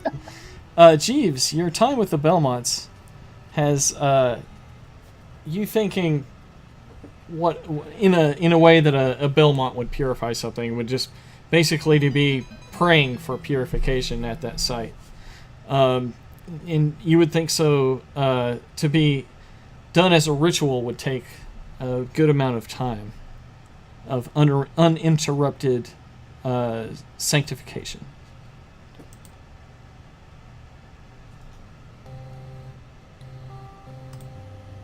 I see stealing all those books was worth it after all. So then it's agreed. We'll head back to Vallaki first, and then after a rest, we'll head to that site and purify it. Vallaki, we should probably make sure the Burgomaster isn't making a bigger mess of things. Then go and purify the site. Agreed. I agree wholeheartedly. All right. Well, as you get to this intersection here, you see something just moments after you hear it. The sound of some kind of thunk, the thunk, the thunk, the thunk. Sounds like some kind of poles or something hit in the ground. And then out of the forest emerge what appear to be scarecrows. It looks like their backs are impaled on some sort of stakes. They lurch into view. Its sackcloth eyes and rectus are ripe with malevolence, and its gut is filled with dead ravens. It has long rusted knives for claws. Oh fuck, scary things! Kill it dead! I already rolled for initiative. I don't know what you guys are waiting for. Right. You can roll for initiative now or next week, because that's what we're going to stop. But these are very Damn, Jeeves. iconic Castlevania enemies. I'll get a good image for us next week. Alright, so no battles until the very end there, but I think it's a good place for me to wrap it up for the night. We survived. Oh my god. Yes, although Alexandra's hand is still cold with the handshake that she gave. That's what you get for making a deal with the devil.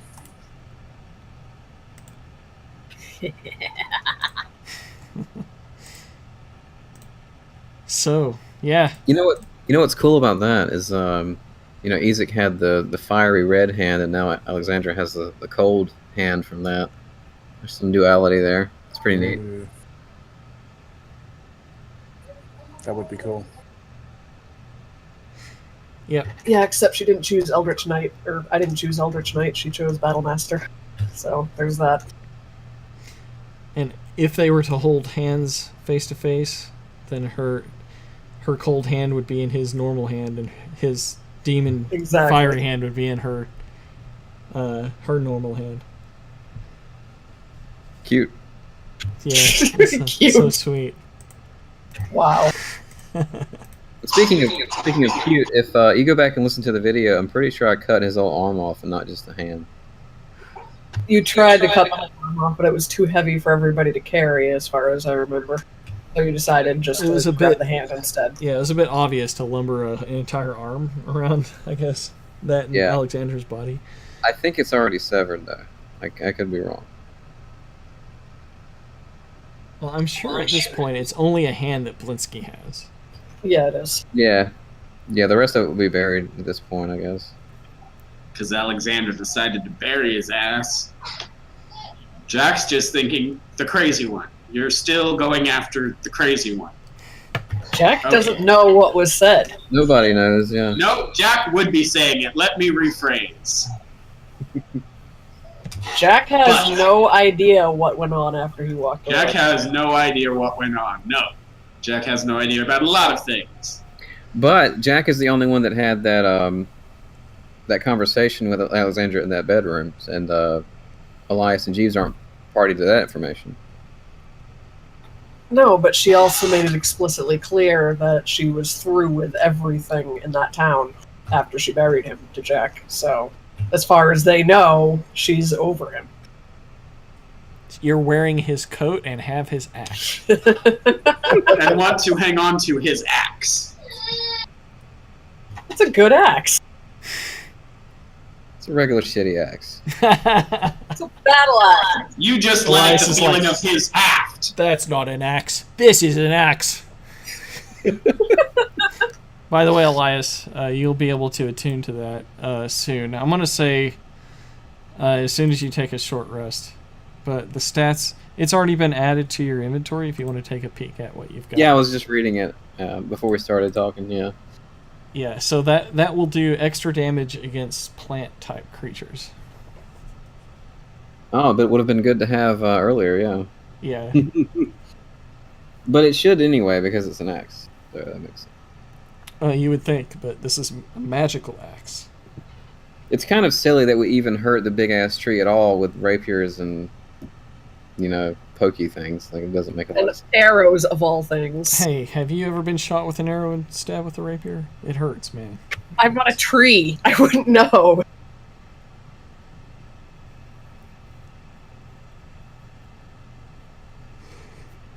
Oh, well, I hope 2 hours will tide you guys over until next week. No. I mean, mostly what's holding me back here is the Castlevania image. Do you guys want to go longer tonight? Yes. Absolutely. What kind of question is that, man? Okay, I know, right? Fine. Does the crack addict want more crack? Yeah, Let's- The answer is yes. Let's get it on then. Yes. Oh yeah. I'm such a pushover. But we adore you for it, Mike. My We wife all was brought supposed to make protection, that let's film get it a while on. ago. Oh, Lord. And Logan made it weird. That's okay, I didn't hear him. Be glad. Let me turn that grid back on for a second. I said we all brought protection, let's get it on. Oh, man.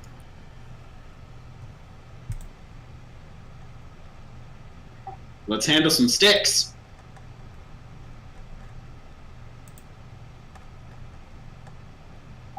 See if any of these rods have special moves.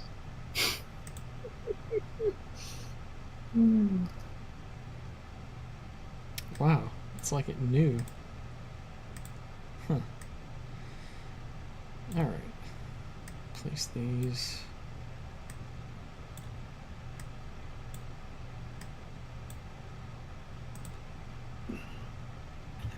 What Why? Paco just said. Where'd they go? Oh my god, what Paco just said in basement. If you want some code talk, here it comes. Inhale. So recently Mike has been having issues with his Ravenloft soundboard bot ass crack thing. So I decided to update the API it uses to ensure it always is up to date with Discord and stops crashing. Oh man, all the red bars. Also, Mike, Tell I them found never you an mind, we image. found another one. I'm sorry, what?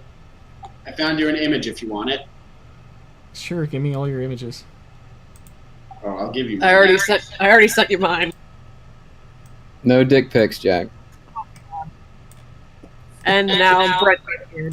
No, In all honesty, I don't do that. no little dick pics. Oh, Well, it Big would ones have to only? be considering it's me, but. Okay, thank God my wife's not home. She hits me when I do that. Hmm.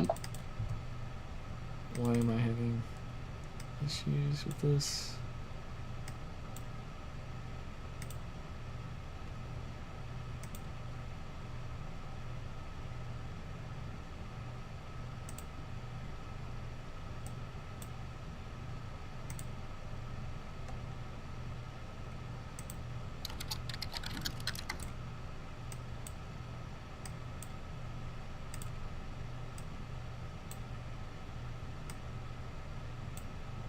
Music, guys, come on.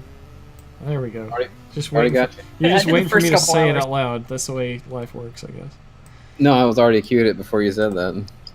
Also, the image is in your Facebook, Mike. Should I check that now? It's for a scarecrow.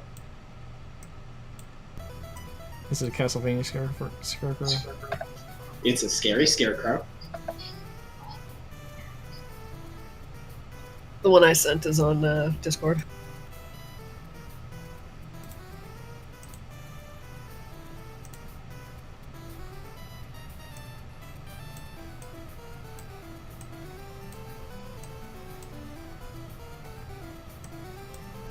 Oh, did you paste it from Facebook to Discord? No, I just sent mine as a direct message. Oh. Alright, let me go check all this stuff. You don't have to check mine right now. You can wait till we're done. Mine isn't relevant to what we're doing right now.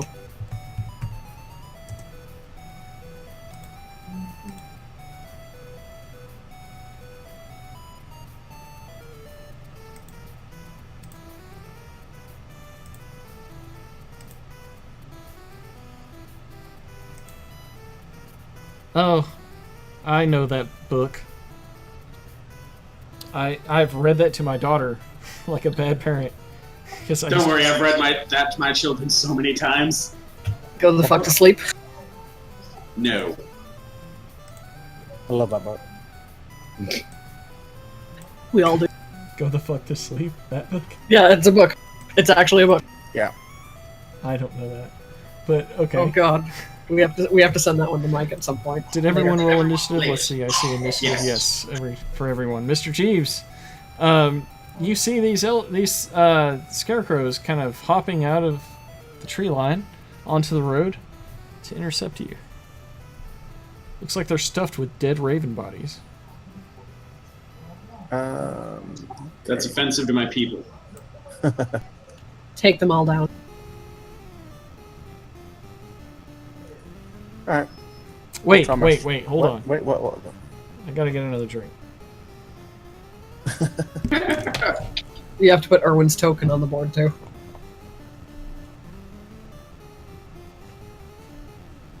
We can leave him back there with the wine wagon. Yeah, I was gonna say that. We're not bringing the wine wagon into battle. Why not? We could run them all over. He's not much of a fighter. It could also make an interesting improvised weapon if it absolutely came down to it, but...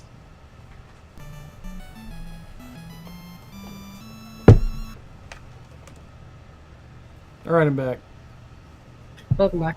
Alright, Mr. Jeeves, what would you like Yes, to do? sir. I think I'm gonna go for an attack. Okay. And You- go wide. Yeah. You missed. Do you want to make any movement and use your roguish abilities to... I'm kind of out in the open, but I'll try and hide, maybe. I meant more like dash, but sure. Oh no! I didn't touch anywhere. Yeah, you can break the line of sight and kind of hide behind this tree over here. Hello. Alright. Alexandra, you're next. Alright, I'm gonna move forward a little. My 30 feet, and I'm going to fire at one of them.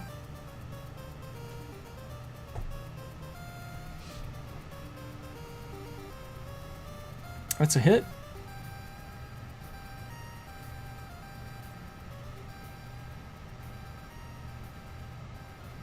Yes. You send an arrow into the... let's see, which one is it? The one... Scarecrow 4. Yes. Into Scarecrow number 4. And it looks like it damages it a little bit. I'm going to take another shot then. That's also a hit.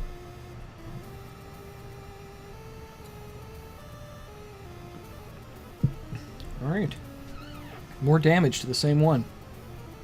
So Alexandra sends 2 arrows into a scarecrow after running up a bit. And then Jack, it'll be your turn now.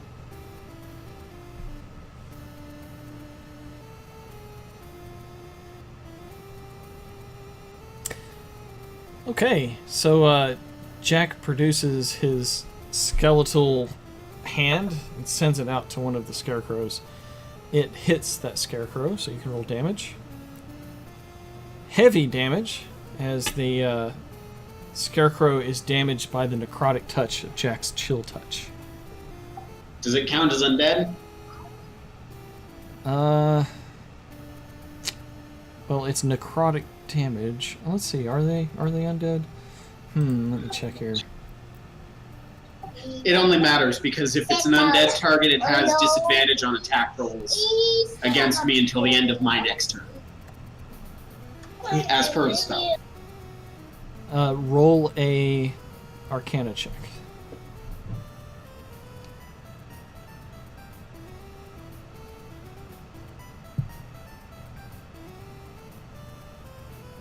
You have no idea if they are undead or constructs or natural creatures, whatever. No clue. Whatevsies. I hit it. Yeah. I'm done. Elias. Okay.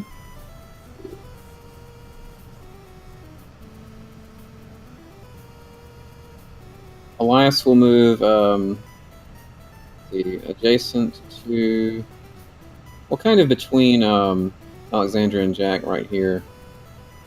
And he will fire a Sacred Flame at Scarecrow number 4. Alright. How far away am I there? Is it like about 30, looks like? Yeah, 30 feet. So, on second thought, I'm going to use a Javelin. Let's see. Because they're not already half javelin.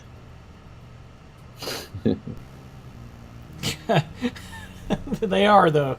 They're basically half javelin at this point.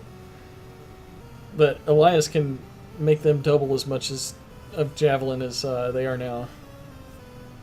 You know, I've heard of people with rods up their butt, but I'm not sure this is what they meant. Well, that's definitely a hit. That was a good hit. Not bad. Yes, the javelin passes right through it. The little crow body starts spilling out on the ground. That's maximum damage for that, too. Good hit. Nice throw, Elias. Looks like Jack's getting a... No, I'm not doing anything. Sneak clicking. Alright, the scarecrows begin to jump over to you. Let me just check there.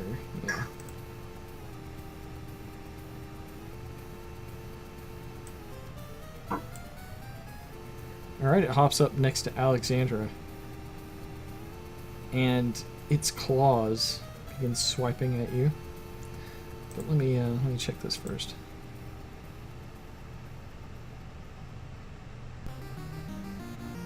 Ooh,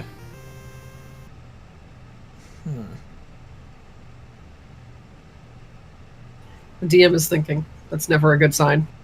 Yeah. Yeah, it's not going to do that, actually. Instead, it's going to send a terrifying glare your way. Make a wisdom saving throw.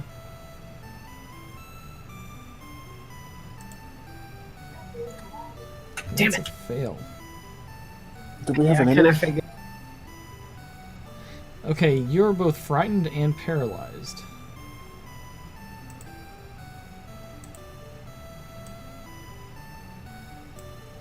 Did you find an image, Mike? No. Okay.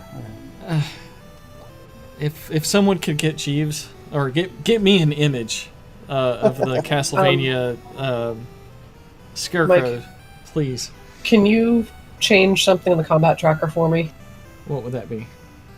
The AC bonus for Alex is supposed to be 2. I mean, 3, not 2, because I just realized it was supposed to be proficiency bonus, and her proficiency bonus has gone up since last time she leveled, and I forgot to change that this whole time.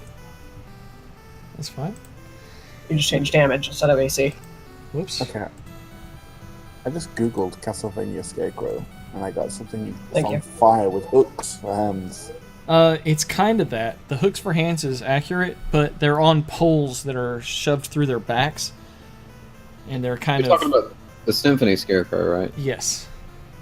Except it has the hooks of what he's looking at.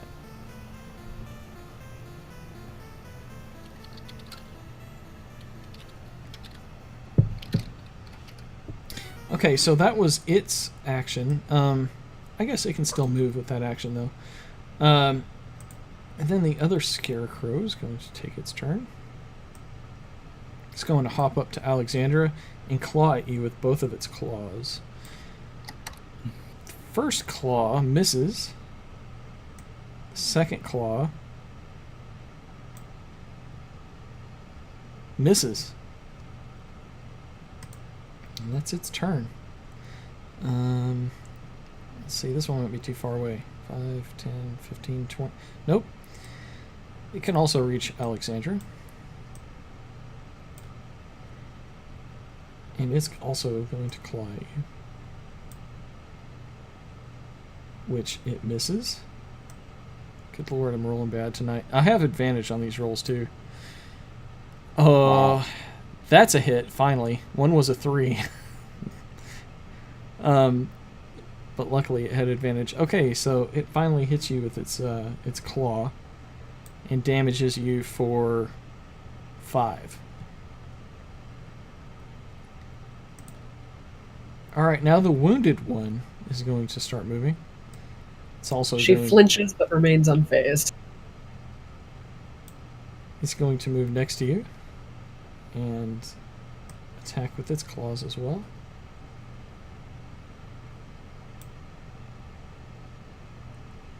That's a hit. The first one's a hit.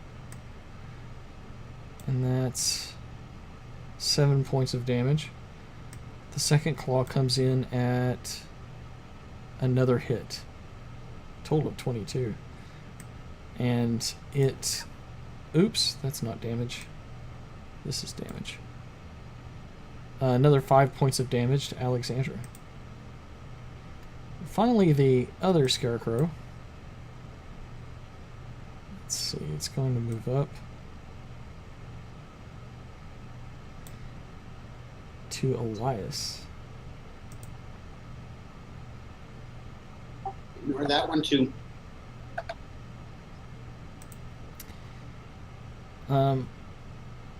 Elias, it's going to start clawing at you with its hooks. Misses the first claw. And misses the second claw. Erwin is kind of behind the party. And he stopped his wagon with the horse when he saw trouble arise. Mm-hmm. And he hops down and produces a crossbow bolt that he shoots at one of these scarecrows. The hand crossbow is pointed at one of the ones right next to Alexandra because she looks like she's in the most danger, and he hits it. And then after Erwin hits him, it'll be Mr. Jeeves' turn. We're out of Castlevania music. Yeah, the Game Boy games are really quick with music. Look a child on. It's good battle music. Mr. The one you Jeeves sent me? produces a rapier, emerges from the shadows, Yeah. and stabs the one that Erwin had shot with a crossbow bolt. Indeed. It's not going to be a sneak attack because... Why? Well, she's paralyzed, but you were hidden, weren't you? So Yeah. Yes. Unless this doesn't count as something that can be sneak attacked. that's no longer an issue with this edition, I believe. Really? Yeah, I mean, sneak attack just Tell me says, if I'm you know, wrong. But Sneak attack. go ahead, Mark. Go ahead, Mark. I was gonna say sneak attack just says that there's an enemy of my enemy like within 5 feet. It doesn't say whether it's like Okay then. poison Yeah. or Well, pain or Status conditions don't matter, I don't think. yeah. well, that's bull, but because he was hidden, I think that the sneak attack should count. So go ahead. Now, that's one of the those rules that I actually got the reasoning behind. But with that damage, I am not going to complain. Yes. Wow. Yes, Mr. Jeeves removes the head and then continues the swing back around and swipes, cutting the pole in half as well. And that scarecrow falls down. It does not look like a threat anymore. That one's not going to be pogoing anywhere. All right, next up is Alexandra. Let's see, you're paralyzed. Let's see how long that lasts.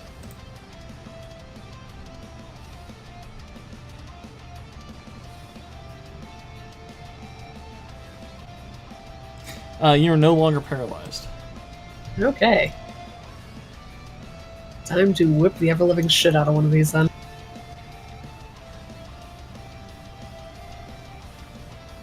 I'm going to try to trip one of them. Okay.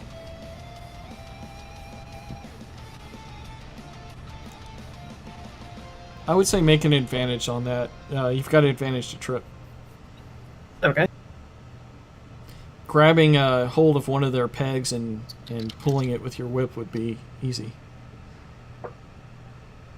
Okay, yeah, it failed its saving throw. Alrighty then.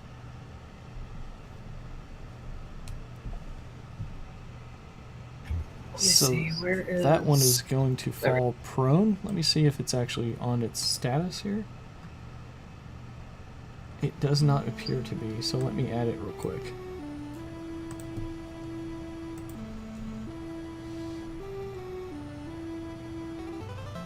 Hold on one second on that one, Mike. I need to figure out the damage because it's not calculating my advantage for some reason. Well, the advantage is not to damage. The advantage is just No, but it's not... I mean, it's not counting my whip proficiency. It's not adding that to the damage dice. I don't know why. Like, the whip is supposed to be 1d6 plus 4 slashing, and right now it's only saying it's a 1d8. Hmm? I know, I'm confused too. The whip says 1d6 plus 4. The whip does, but not my trip action I have down here in combat maneuvers. I have to tweak it later, but I'll just use the whip for now. Well, let's go ahead and take a moment to look at it. So, when you hit it, you add the superiority dice to the attack's damage roll. Yeah, Yeah, so the superiority dice is a what? it's a 1d8. Right, so you roll the damage like you normally do, and then you roll a d8, and we add that Oh. to it. Crap, forgot to drag it onto the scarecrow. It's fine, it probably would have... oh, there you go. That's fine, I can do it to it. Oh, it looks just like you did. Awesome! Yay! So, I'll fix that on my sheet later. that was to... number Because 2. I was messing around with it late last night, and I actually managed to get it to set up as an action itself under my weapons. I just don't remember how I did it, so I'll tweak it later. Ah, okay. Well, did you take both of your attacks? No, that was just one. Okay. Well, yes, you, Okay. you knocked it down and whipped the crap out of it after it was down. Do I still have advantage since it's now prone, or...? Yeah. Okay. Well, I think you should just normally take a roll on it. It will automatically do it since it's prone in the All right. effects. It's a hit.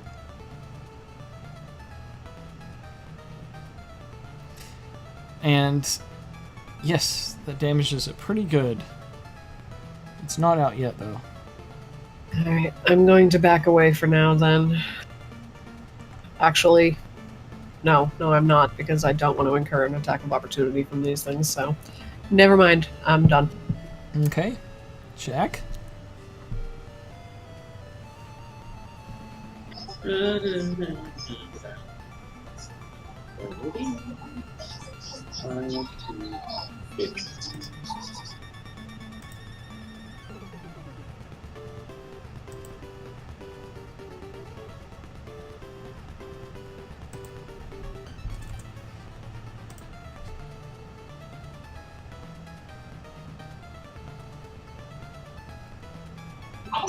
cast Acid Splash on Scarecrow 2 and 3.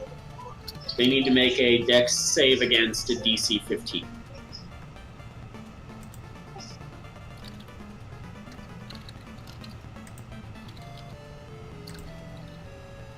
Both are failures.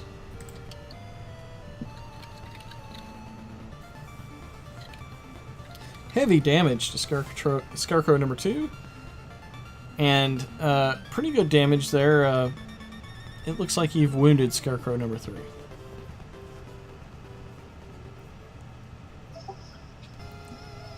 And then Jack's done. Alright, Elias. Give him the axe! Not yet. Not quite tuned to the axe yet. Ask him a question! I had thought that pun a long time ago, but I wasn't going to use it. So while this is going on, Elias is having unpleasant flashbacks from what happened to him when the wolves overtook him, and it looked like that was what was going to happen to Alexandra. So he's going to try his best to prevent that from happening. He's going to step right here between these two to kind of divert some attention, and he will swing at Scarecrow number 5 with his longsword. All right. Oh, it's a critical Nice. hit. All right. Yes, you see little dead raven bodies fly out of the stuffing of this the scarecrow, as you've definitely landed a telling blow to it. Doesn't knock it out, but it's certainly feeling the effects of that one. What a heroic slash. Nicely done, Elias. Thank you. I'll pass. Alright, then the one that is kind of in between Elias and Alexandra. It's going to claw at Alexandra. It misses with the first claw, but it hits with the second. Make a wisdom save.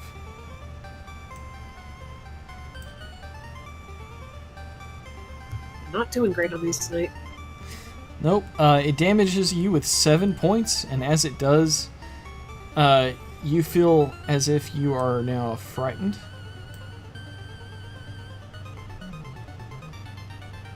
The tracker says she's still paralyzed, too.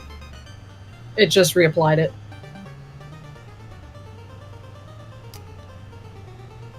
Well, I don't know. It should have just applied frighten. I'm gonna take that Well, off. It just got paralyzed again, though, didn't I? Nope, taking that off. Now you're just Okay. frightened. Okay. Okay. Thanks. Alright, so Scarecrow number 2 is also going to take some swipes.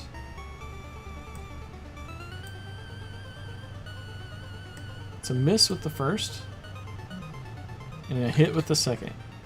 I got the sheet working correctly, by the way. I was Cool. looking at it in the wrong mode. 5 points to Alexandra. Ouch. Everyone sees that Alexandra is starting to look pretty wounded here. She's gonna need some help. Alright. The other scarecrow next to her is also gonna start clawing at her. But it misses. With its second attack, it also misses. Don't sound so disappointed, Mike. The next claws are going towards Elias. Yay. Don't sound so excited. Yeah. Seriously, that would be weird.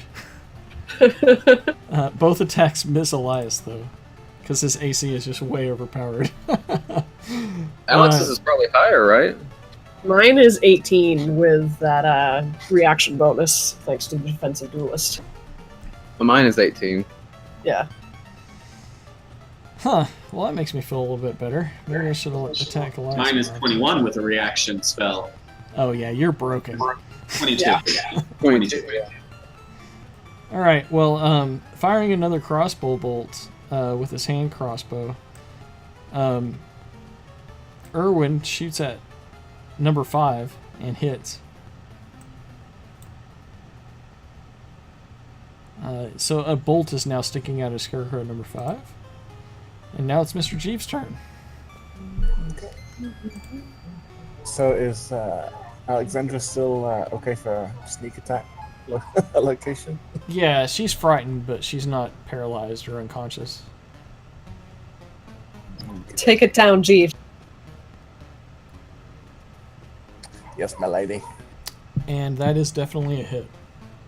Good hit. Whoa. Whoa. Yeah, 20 points of damage to Scarecrow number 2. That is insane. Still, though, it manages to stay up. You see it teeter. It wobbles on its pole. Unless you had anything else to do, it'll be Alexandra's turn next. Nope, can't move, so can't really disengage and go. So, nope, I'm good. All right, Alexandra. All right, time to finish off that one. Yeah, the one that Jeeves just hit looks like you could easily get rid of it. Whoa, what was that? That was an attack with Disarm, maybe? disadvantage because you're frightened. Oh, okay. But you still hit. I just saw 2 dice roll. I was just concerned. I'm like, wait a minute, what? Maybe I can wave my frog on a stick at it and try and intimidate it. Yeah, Scarecrow number 2 is dispatched by Alexandra. She whips it out of existence. You still have 1 attack left.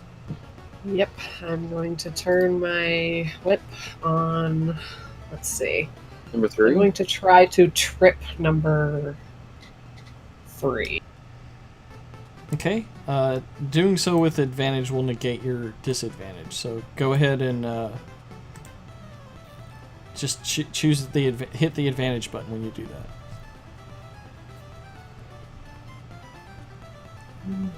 Okay, and that's a hit. So Not that I needed it this time. it needed to make a saving throw, right? Yes. Oh, sorry. I should have done that from the thing itself. That's I can fine. re-roll. Just no, you don't have to re-roll. Just tell me what the DC is DC is 15. and what kind of strength is it.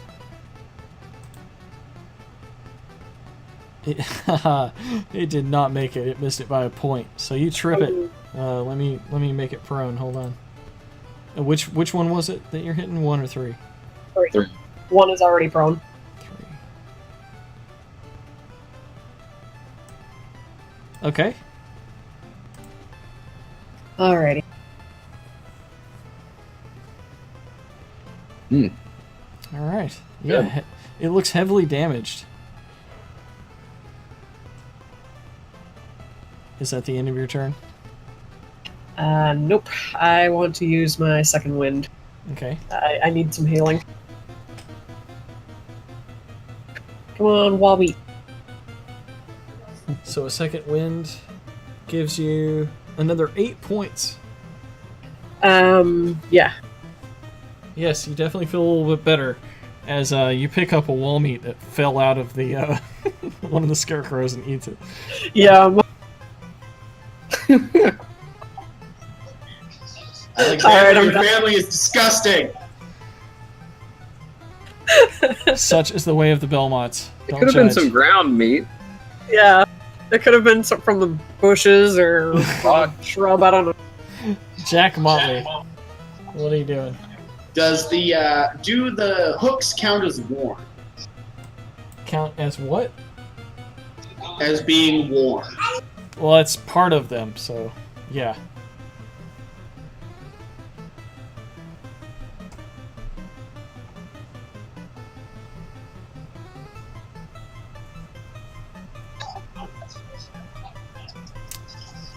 Shocking Grasp with advantage. That's a 15. Let me check their AC.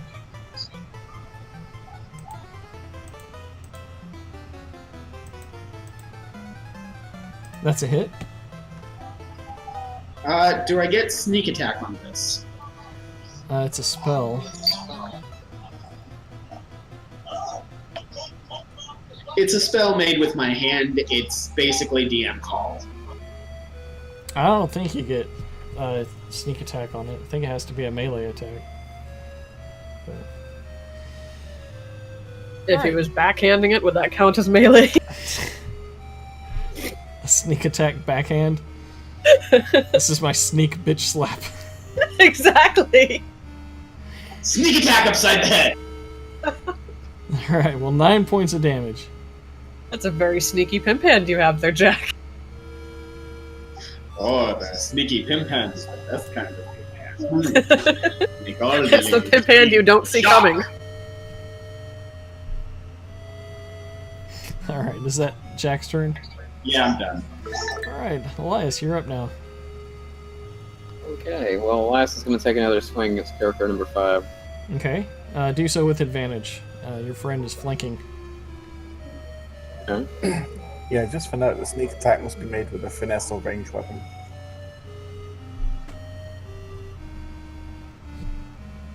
Thank you, Mark. Although using spells would be really handy. That is a 20, so yes, absolutely a hit.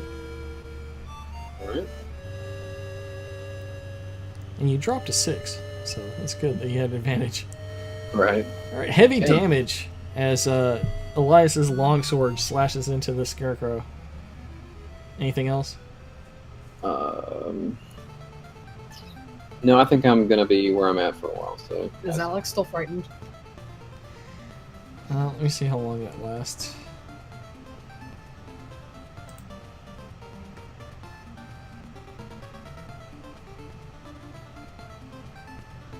No, you are no longer frightened.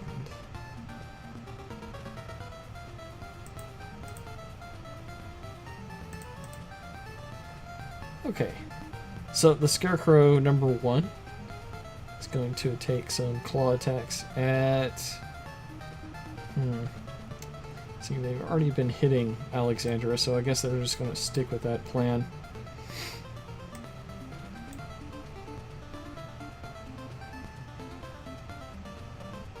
Huh. Oh, it's prone.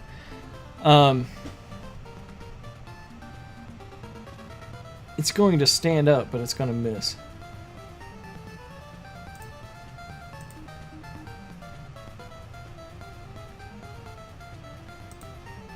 Alright, Scarecrow number 3. He's also prone. Shh! Damn it! Seriously, dude? Whose side are you on? No, it stands up. I think I would have The figured side that of out. truth and justice. God damn it, Brent. It's a good thing that it's prone. Welcome to Jack's World of Irritation.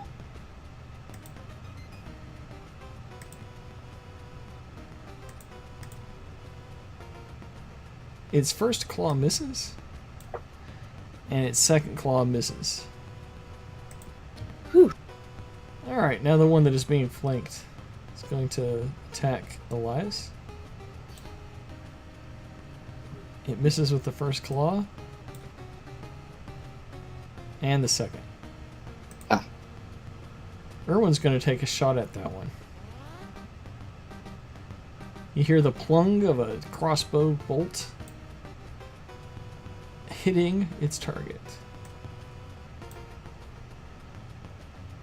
So another crossbow bolt sticking out of Scarecrow number 5. And now it's Mr. Chief's turn. Okie dokie.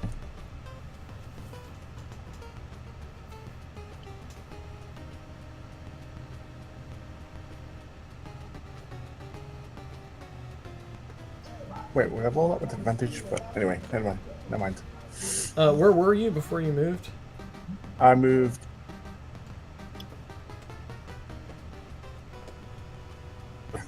Okay. That's a hit. Okay.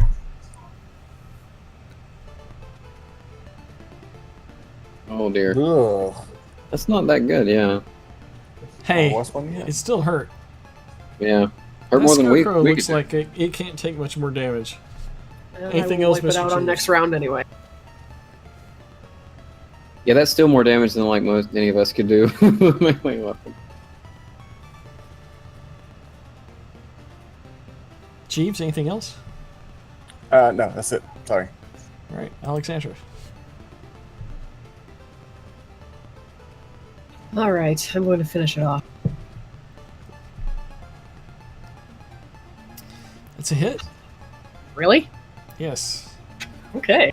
Not that I'm complaining, but wow. You hit it, and it hurt for 7. They don't look like the most nimble creatures. Yeah, it probably Alright. uses all of their dexterity just to not fall down because they're like impaled with the stick. Yeah. All right, second attack. That's a miss. Damn. Must be 10. Yeah. Okay, that ends my turn then, I guess. Jack.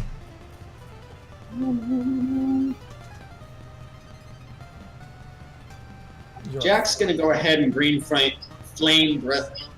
Green flame breath.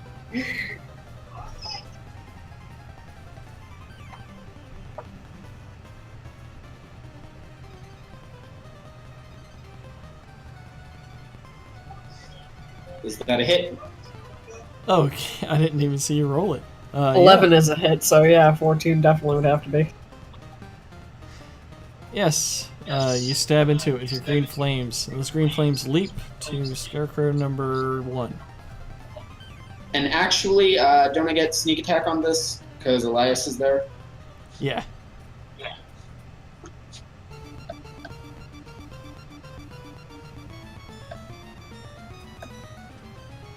Well, you'd have to do the damage over again to apply a sneak attack. That's why I just rolled a 2. I figured it'd probably be simpler if Mike did it than just... Right, so it's an additional 2 points on number Yeah. 5. And then I'm done rolling.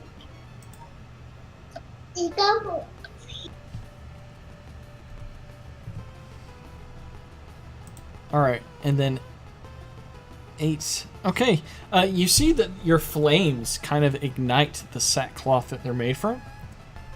I think that was extra effective. Bravo, Jack. Elias, you just saw Jack effectively burn these things. What do you want to do?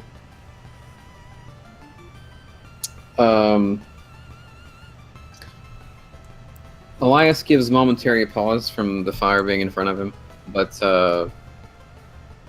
not long enough for much to happen since the scarecrows are on fire, so they couldn't really take advantage of the situation. So he'll go ahead and swing his sword, kind of with disadvantage because he's looking away from the fire. Okay. At number 5 to try to finish it off. Well, you normally you would have an advantage for flanking, so you don't have to roll at disadvantage. Just roll regularly. Okay, They cancel each other out. sure. It's a hit. Okay. All right. Pretty good damage. 9. That one looks like it's I would say it's on its last legs, but it's more like its last peg. Anything else? All right. No, I'm done. All right. Well, Scarecrow number 1 is going to change targets.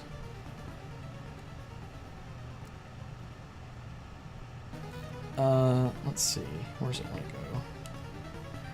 I think it's going to go to Elias.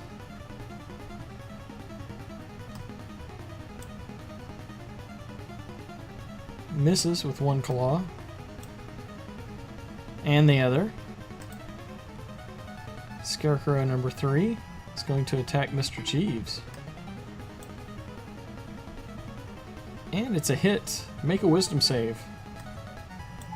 Okay. Hits you for 5 points of damage. Be careful, Jack. But that's all it did with that hit. Wise old man. That was just 1 hit, though. Crap. Its second claw comes in and misses Mr. Jeeves. And then it's Scarecrow number 5's turn, and it's going to continue to attack Elias. You can give that one advantage if you want, since he's under not great. No, conditions. that's fine.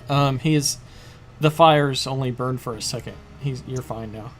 Hey, Ugly. Nobody beats up my butler but me. Without any good results for the Scarecrow, he misses. Erwin's going to fire another shot into Scarecrow number 5, but he misses.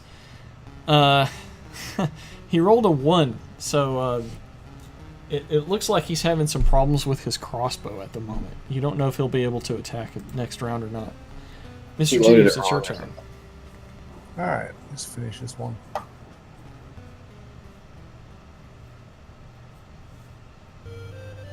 Boom. That's a critical hit. Here comes the damage. Oh my god. 38? Alright, how do you want to do this? Oh my gosh. How do I do it with a little tiny rapier? Oh my gosh. I guess with an upward swing I managed to shatter him into 1,000 pieces.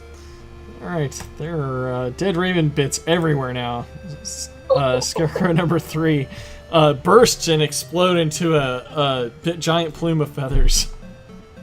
And the initial damage die on that was a 1. I know.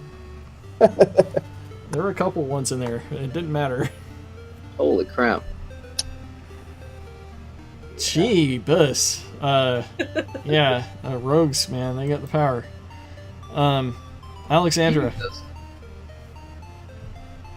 Alright, I guess I will go for this one that is trying to attack Elias.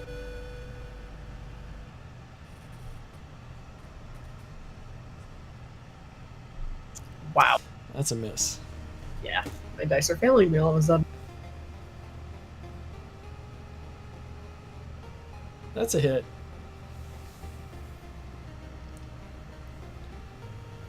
Heavy damage. It looks pretty wounded at this point. Jack, you'll be next.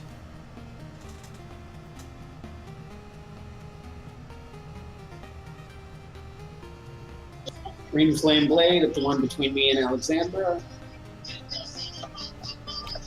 Go ahead. That's a hit. Sneak attack.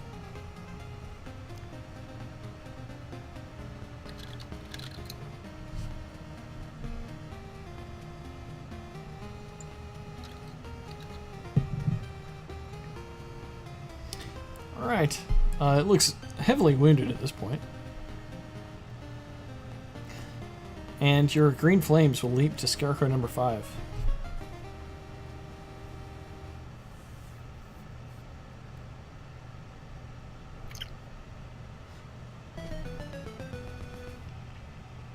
Alright.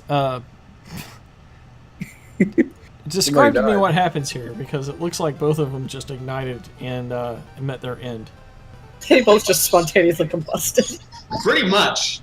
Jack says his magic words, something that vaguely translates to taste the flame of the wyvern. He sticks the one in front, it bursts into green flames.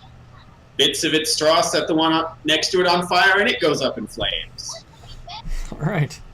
Elias, you see green flames surround you as these scarecrows burn to the ground. It looks like all threats are neutral now. And the Castlevania 3 death jingle played when they died. That was pretty I good. didn't know, that was awesome.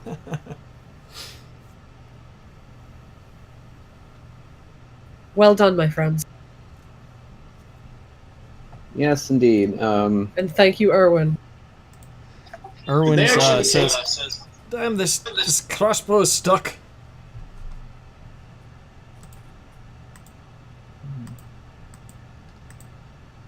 It's fine. You were a great help, sir. We appreciate it. Indeed, the assistance you provided was invaluable. So are you guys gonna continue down the road now?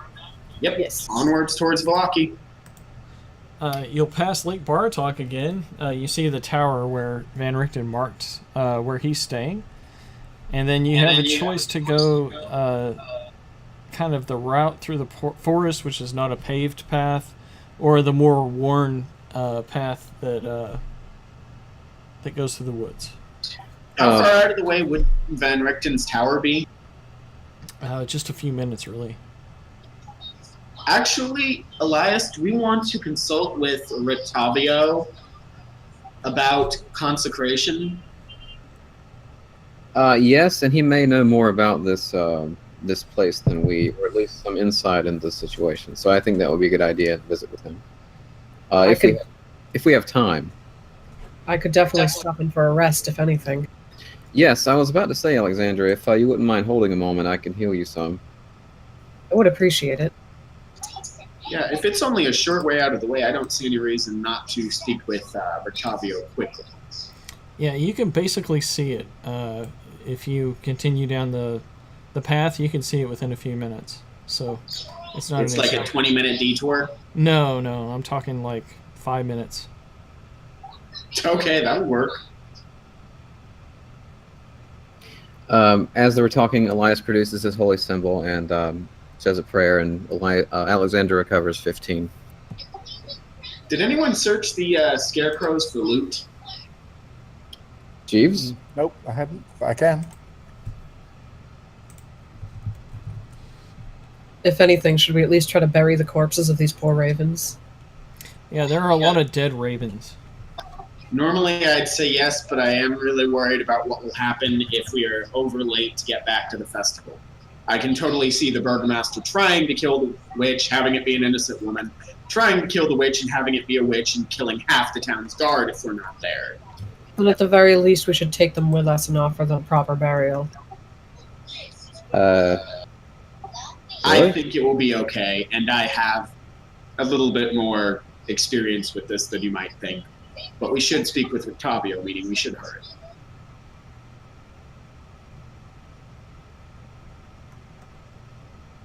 I agree with Jack. She glances at Erwin just to double check. Erwin says, "I'm sticking with you. If you're not ready to go back to Vallaki, then I'm not ready either." I think she's asking if there's any problem in leaving the dead birds in the road.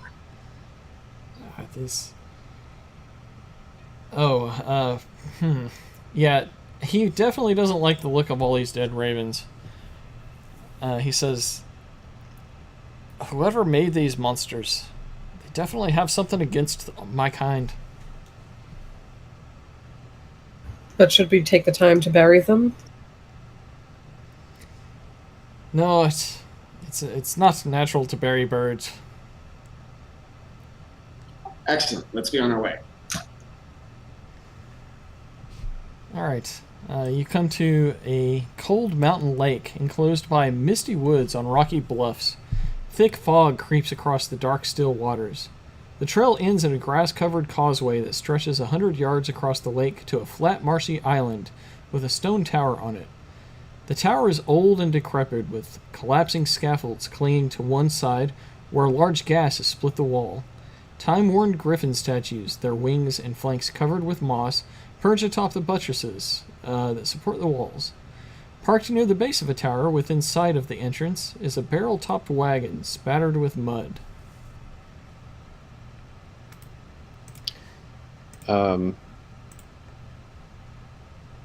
Oh yeah, we saw this earlier. Are we going to keep going, Mike, or are you calling it on this? We can go for just a little bit more. Jack bangs on the door. Accomplice in noble murder, we have a question for you. You hear, after a moment, the sound of some kind of mechanical contraptions, like wheels, slowly turning. And then, a moment later, you're greeted by Rudolph Van Richten, formerly known as Rictavio. And he says, "Oh, it's about time. I thought you would come sooner." Apologies, we had some business to take care of.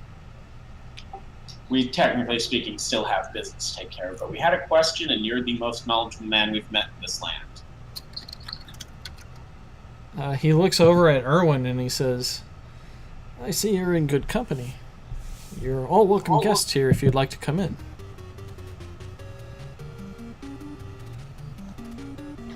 As comfortable as that sounds, I don't know that we have the time. If we're away too long, I'm afraid the burgomaster's going to burn down the town. Well, don't let me keep you then. But we do have a question. So we've had kind of an interesting day, and we've agreed to help purify some sites across the land, but none of us really know how, including our lovely man of God. Well, how might not be the problem so much as my curiosity as to if they're really aiming to do something with good intent, if the purification they speak of is really the purification I'm familiar with. Do you know anything of a site near the swamp that may be corrupted but can be purified? And he shows them on the map what they're talking about. Yes, he looks at the old familiar map and sees the hole that you point out where the crone had made the hole in the map to indicate the site. And he says, "That's very close to the ruins of Berez. Berez was once a village like the village of Barovia or Kresk or Valaki, but the burgomaster there had somehow displeased Strahd, and he wiped that place clean of all life." Do you have any idea what sort of power or spell or weapon these old crones could be speaking of that they could attain from awakening this place and purifying it? I'm afraid I do not. Well, that's what they speak of. They think that they have some manner of standing up against him by purifying this area. It must be of some importance with either learning a spell or acquiring some artifact. I'm not sure. Yeah, if I had any insight, I would be sure to share it with you. I see. Can I roll again for an understanding what the thing is about? Sure. Roll a religion check.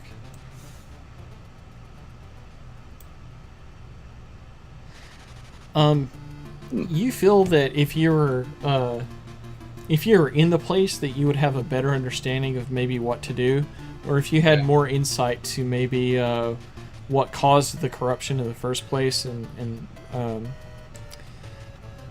you think it definitely sounds like something you would be able to accomplish with your faith if you knew just a little bit more about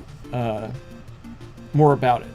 But do I have some insight as to whether it's really something Elias would want to do regardless, and like purifying something, or is it kind of a neutral or evil thing? Well, just purifying things in general sounds like a holy thing to do, especially one by your profession of faith. Right, okay. And purifying something evil, that would definitely go against Strahd, so why would he have any objection to that? Yeah, of course, if you get there and the situation seems completely like A misguided, then yeah. But with the information that you have at the moment, it sounds like it's something that you would pursue. Right, okay.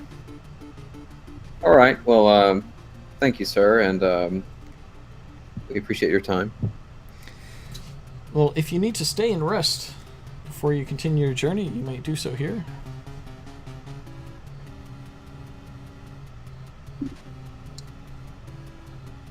I don't believe we have the time, gentlemen, do we? I wish we had, but I'm afraid not. Jack, what say you? Flames, I see them in the future of Valaki.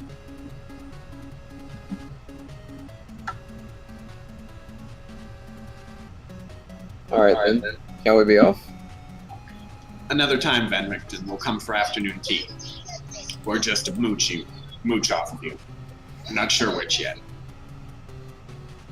He nods and he says, "Yes, well, after our last dark business, it's good to know that you made it out of Valaki alive. I hope that Erwin here will keep you safe." And he nods to Erwin. And then Van Richten gives a look to Mr. Jeeves, as if he's inviting him to say anything if he wants to.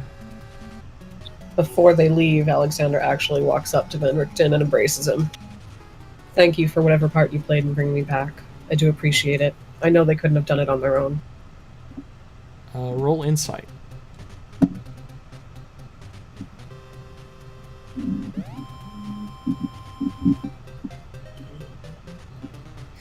Catching Van Richten off guard with your hug and your heartfelt sentiment, you detect a bit of guilt behind his eyes. I know it must not have been easy for you doing what you had to do. He beat an old woman to death. It was great. Jack! Enough. I don't think that might have been it. Wow. I have no idea how you react to that, but with a disgusted look, he can tell that Jack's words wounds him. With all due respect, I would have beaten her to death too. Without a noble cause. She kind of deserved it. Van Richten says, "Whatever my fate is, something I deserve." With that, Alex takes his hands. He I promise recoils I at will- your touch. She frowns, but whatever it is you had to do, I do appreciate it. And I promise I'll do whatever I can not to let your sacrifice be in vain. He gives a very labored look at Mr. Jeeves and just says, "Thank you, Alexandra."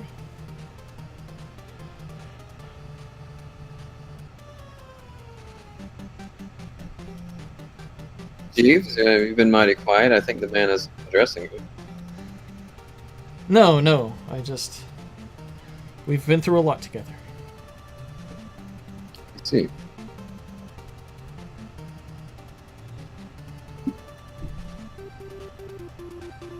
Well, if you must be off, don't let me keep you. Yes, we should hurry back to town. Just out of character, I am incapable of doing a German accent. I always just okay. it's just so foreign to me. I'll never be able to do it. So I don't know how Van Richten comes off, but I'm sure it's not consistent. Anytime you have to say yeah or yes, it would be yeah. Okay. I think I would come off as Russian, but if I tried it, I would come off wrong. I'm just gonna say No, that would be when da. out of character, when Van Richten speaks, it sounds Germanic. Jack gives him a deep bow, waves, and says, "Auf Wiedersehen." And he says ditto. Yeah. Okay, back to town then. All right. So you begin to leave the tower and cross the bridge back down the path. Did you want to take the path through the woods or the road?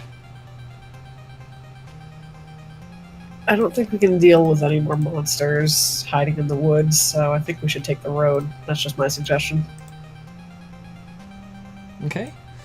So from Van Richten's, you go back down to the road, and then you begin your trek until you get to this point. Oh lord. And I just need to check something.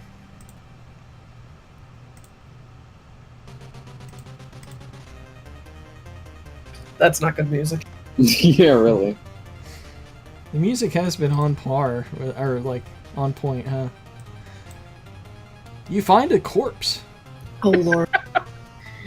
Uh, Jeeves, check it for anything valuable. Jack already rolled initiative? Nicely done on that check. Wow. The corpse belongs to a wolf. It looks like it was killed by spears and crossbow bolts.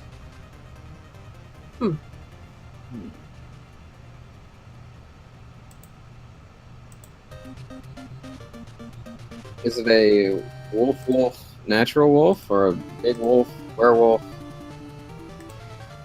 Let's see. What skill is appropriate to knowledge with werewolves? Animal handling? Insight? Or No, animal handling is for like live animals and how well they react to you. Jack thinks that there are some were creatures who are men that are turned to wolves, and then there may be others that are wolves that are turned to werewolves.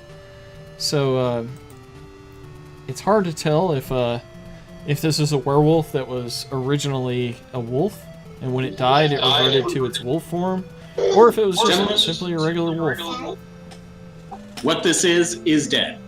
There's no way to tell what it was in life. It's a wolf now. It's dead.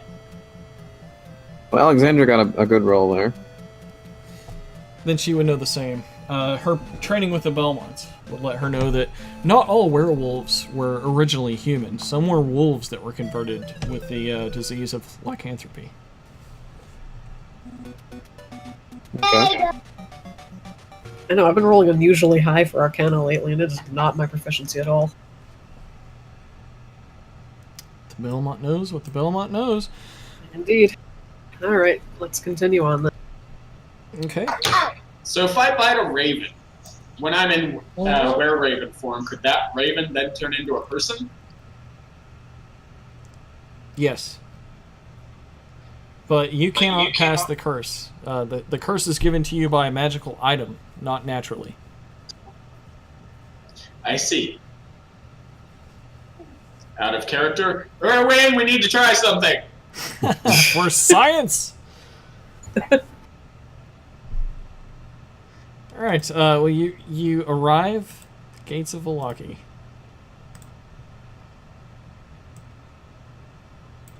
And of course, you're welcomed in when you get there. Erwin says, I should be getting this wine to the Blue Water Tavern. If it's all the same, To your family. if it's all the same, Erwin, might we bring a bottle to the burgomaster just as good measure of goodwill? Ah, that creepy bastard. Well, if you want to waste it on his lips, I suppose. We owe you very much, so... We have made him wait an unusually long amount of time. Want? While No. Think it will help us? Yes. Well, whatever helps you helps me. Whatever helps the land of Barovia. Thank you, Erwin. I shall take it as a kindness. Yeah, he hands Jack a bottle of wine.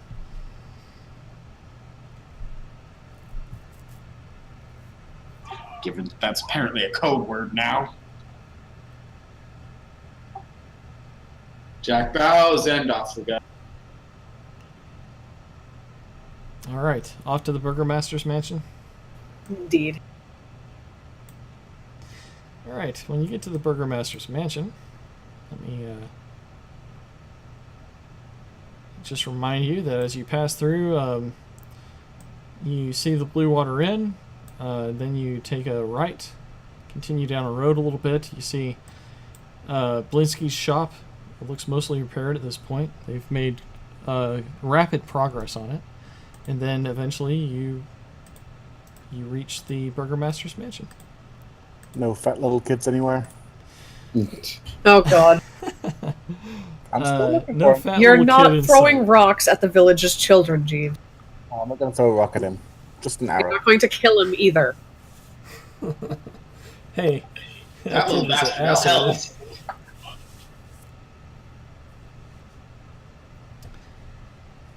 All right. Well, you, I guess, knock on the mansion door, and Baron Vargas Volakovich is extremely pleased to see everyone. He says, "Ah, my esteemed guest, you've made it in time. We've been holding off the festival as long as possible." We thank you for your patience, Burgomaster, and we come bearing a gift of goodwill. She gestures to Jack. Jack gives him the wine. Ah, it's good to see wine. I haven't had a drink in I don't know how long. It seems that Well, we figured your supplies have been generosity running in putting short. off.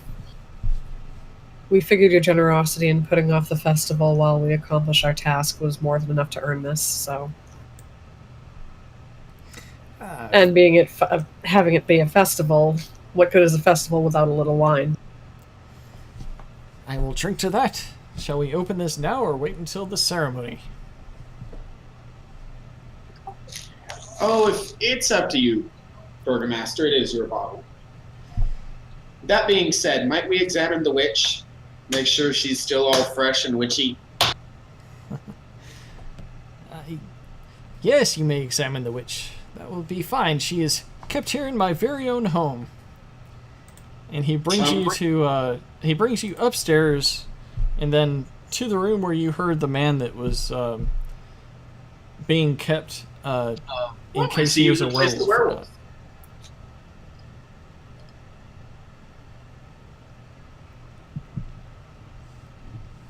Jack, did you say something while I was talking? Oh, I see you've replaced the werewolf. Ah, yes, a werewolf one day, a witch the next. Next, it'll be one of those vampires. What was I done with wouldn't the recommend werewolf? a ghost. How did you manage to come across this witch, Burgomaster? The guard caught her. Just a guard. And she didn't put up any sort of struggle. Well, when I say the guard, I mean collectively. They found her snooping around outside while they were hunting wolves. I see. Knock on the door, say, a party of ball-sucking motherfuckers are here.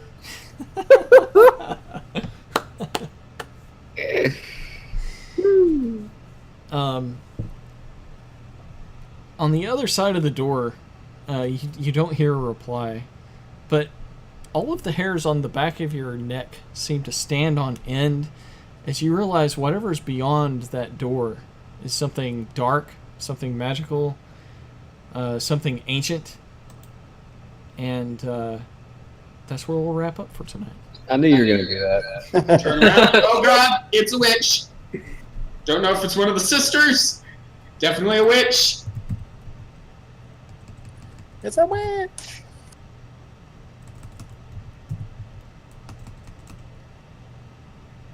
I'm sure I have a good image for this. Just give me a minute.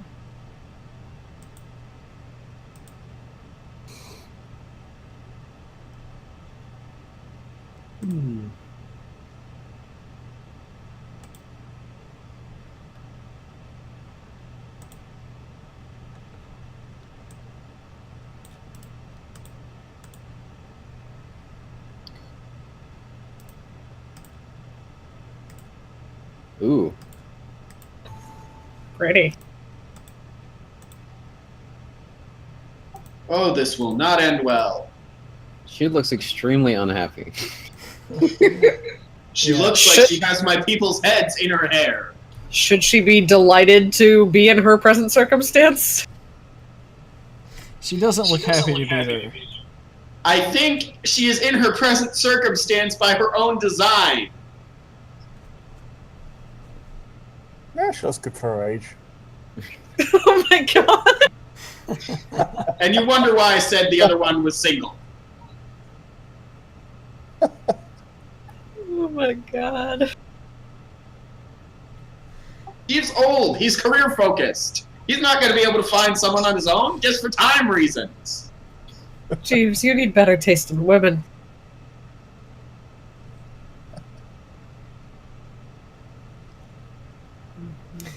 All right. Well, another good session. Thank you, my friends, for joining me tonight. It's always a pleasure to have these adventures with you. Stature. I think he's doing fine. Yeah, that was a good one. I think we had some fun role-playing, some good combat, good banter. It was a good one. Deals with the devil. Some good backstabbing. Lots of children eating witches. Some scarecrows, some good Castlevania references. I'm really surprised that the paladin was able to walk away from the child-eating witch. I'm really surprised the paladin was able to walk away from Strahd. It was a challenge. Yeah, Elias has no shadow anymore. Yeah. I'm really surprised that Alexandra didn't straight up ask for her own demon arm. Why would that surprise you? So Elias never got his shadow back, huh? Nope. No, you do not cast a shadow. Oh dear. That may give some bad appearances. Well, luckily for you, your background allows people to see the the haunted, the haunted past that you've been through, and kind of empathize with you naturally. So you think that will definitely offset the shadow. I'd be less concerned over what people perceive of you and more concerned over what losing your shadow actually does.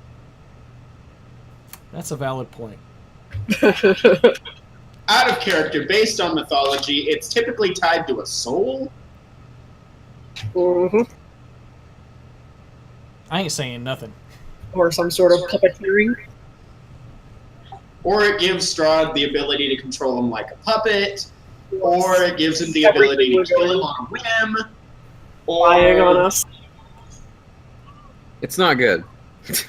Yeah. Yeah, there's really no good to come of not having a shadow. Yeah, except we're all alive, so that's good. The next time that Elias has time to sit down and read himself to sleep with the Tomb of Strahd, the image of a dark, fiery horse corralling him towards a very powerful vampire lord will haunt his nightmares. Of course. I was going to ask, while they're traveling, is that opportunity to read the book or not? No, it takes a real effort to sit down and decode the books. Okay. So it's not just a matter of reading what's on the page. It's a matter of think of it like solving a Sudoku puzzle or something like solving a crossword puzzle or something like that. You use all of your mental faculties. Yeah. Right. You have to figure out the codex that it's written in. Well, I am disappointed you didn't get an opportunity. That's one of the reasons I was giving you a Van Richten stop. Answer rest, yeah. Hey, I was all for taking a rest. Just saying. Well, we're not done. While Jack is seeing to the witch, you could take a moment to read if you'd like, to try and sit down with it for a moment. Yeah, I could do that. I don't know how much time I'd have, though. Probably not as much as usual. Let me see. Alex, meanwhile, pulls Jack aside away from the door and back towards Ezek's room, gesturing to the door. Jack, is there anything to be done for the other dolls in there?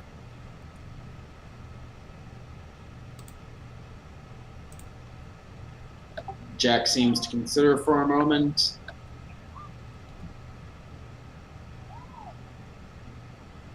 Possibly. Something else we should consult with Sarah Tavio on. I would like to Offhand, free though, if possible. They've been there for this long. I don't think, actually, if it's anything like the ritual, it might just be best to destroy them. I don't think any of them have things to go back to. All the same, being trapped in that form is horrible existence.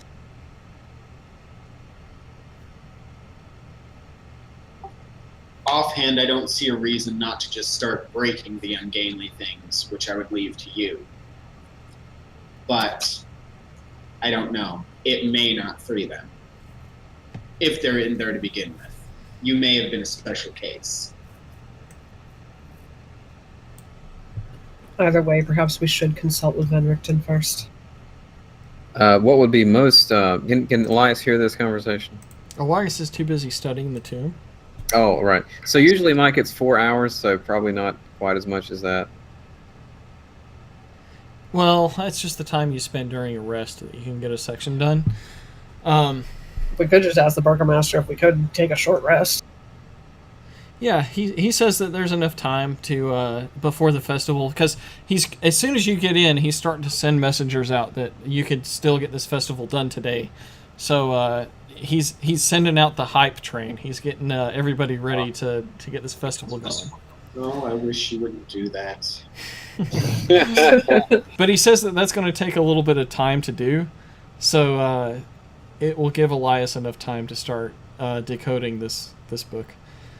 Did you want to try to prevent him from doing so, Jack? No, something needs to happen today. It's just a matter of what? Jack may be going through and casting a lot of minor illusions.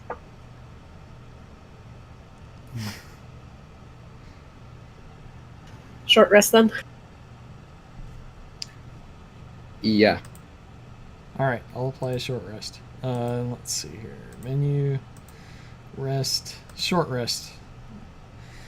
Okay, Elias, this is what you discover. Sergei had the affection of one of those villagers. Tatiana was her name. Her beauty, youth, and joy shined like a treasure. I loathed to imagine the Tsarevich line sprout from Sergei. Though my youth was squandered, I delved deep into the study of alchemy and dark magic. I envied him so deeply and hated him so intently, I had decided to cast off my humanity to spite him. Therefore, I made a pact with death, to be sealed in my brother's blood. As Cain struck down Abel and received a curse, so would I. But I was promised eternal life. On the day my brother was to wed Tatiana, I completed the bargain. I told Sergei that Tatiana would be mine, as I pierced a dagger into his throat and drank from him as he died. His hot blood pulsed frantically into my throat at first, but quickly slowed until his heart grew quiet. It was then that I saw in the clouds the face of my mother and father looking down at me with shame. The clouds came down and blocked the sun. The mist fell around the land, trapping me here. That was the last day I saw the sun. Dun dun dun. Yes, you can spend your hit die if you have some to spend to recover. I have none left. Yeah, it'll take a long rest to get some of those. Yeah, I know. Hit dice, what's that? High five, Jeeves. We both spent all of ours in recovery last time. Yeah. Jack, you have any? Or you're not hurt though, so never mind. Yeah, I was not feeling well after that tree tried to bite my head off. Sorry. Yeah, several times. It damn near did. Almost. At a certain point, Jack's going to go up and knock on the witch's door again. Are you angry in there? Wow.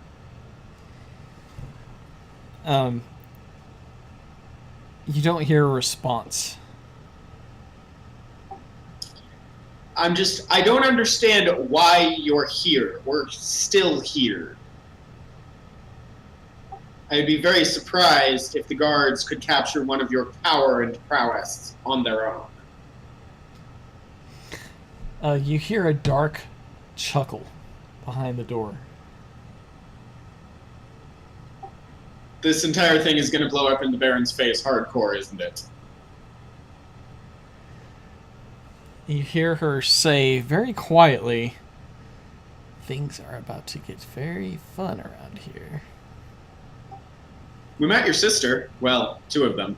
One likes us, one doesn't. Don't be so sure that anyone really likes you. Oh, I'm Jack Motley. Everyone loves me. Except your sister. I don't. Pretty sure Strahd wasn't terribly impressed either.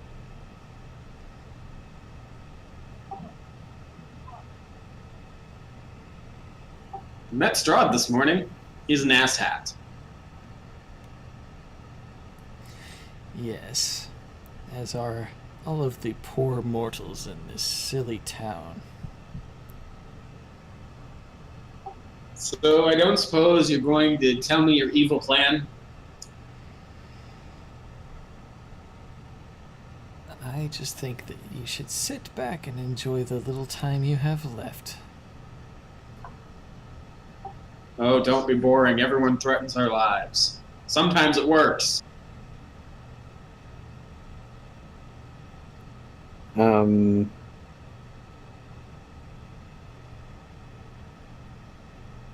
I can't tell Jack anything right now, can I? No, you would still be reading. I think that would take all of your time, really. Yeah. Okay, well, while Jack is having that conversation, Alex is going to search Ezek's room for anything out of the ordinary that wasn't something she already noticed while she was in there last. Because I never actually got a chance to look around. Yeah, when you go into Ezek's room, you can tell that the burgomaster and his family have been kind of neglecting to even enter this room due to its horrible reputation.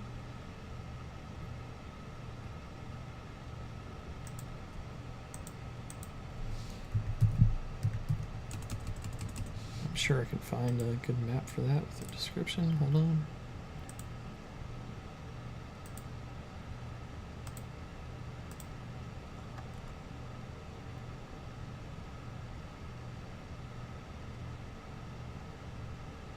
It's a pretty big mansion.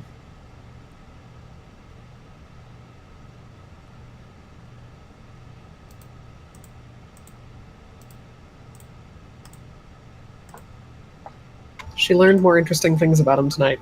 She's nosy. Yeah, Ezek's room is the one directly across from the study there. Although, you guys did realize that there's some hallways and stuff that are completely unexplored here.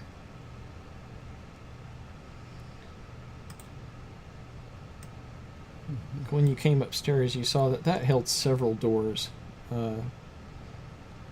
Actually, that's not the stairs you guys normally use. That would be the stairs down by the kitchen. Why did I highlight that, though? I guess that you could see down it? Yeah. Anyways, yes, Ezek's bedroom. Dolls. This room is full of pretty little dolls with powder white skin and auburn hair. Some of them dressed beautifully, others plainly. Some with different colored hair. Some of the dolls fill a long bookshelf, and others are arranged in neat rows on wall-mounted shelves. Still, others are piled atop a bed in heavy wooden chests.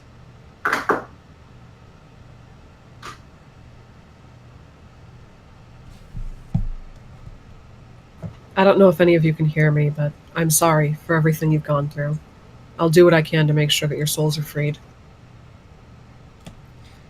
For a moment, you find it disturbing that all of these lifeless dolls and their little sewn button eyes stare at you blankly, but you know that the possibility exists that behind each one of these blank stares of these dolls might be some trapped and tortured woman.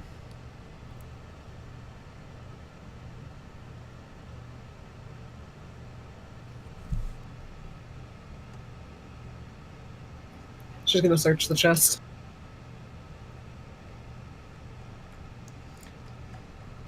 The chest is filled with various personal belongings of Ezek. Looks like mostly clothes.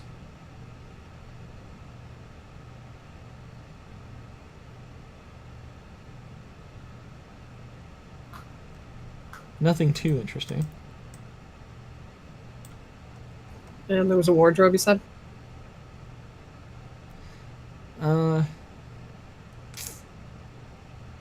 Don't believe there was a dedicated bookshelf. I mean, there's bookshelves in here. I don't believe there's a wardrobe. Oh, everything in there is just bookshelves then. Pretty much. Alright. Bookshelves and the chest, the bed.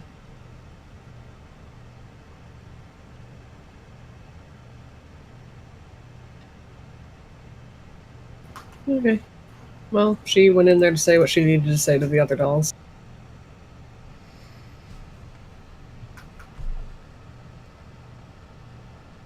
Alright. I assume Jeeves is off trying to find something to steal. I don't know. What is Mr. Jeeves doing? He's always so quiet. I know. I'm sneaking around. I knew it. Did you want to sneak around to some Yeah. of the other places? Yeah. Nice. Bravo. You're on fire tonight, Mark. Okay. Ninja. Well, Mr. Jeeves, you discover this this room over here first. It has a door that leads to another room, but it appears like this room is a bathroom. An iron tub with clawed feet stands against the back wall. Neatly folded towels rest atop the table near the door. Is there anything else? Anything interesting about the tub or anything? No, it looks it looks like it's clawed feet. It's a very, I guess, elegant, crafted iron tub. Okay. Do I hear anything to the door to the north? Roll a perception check. He did.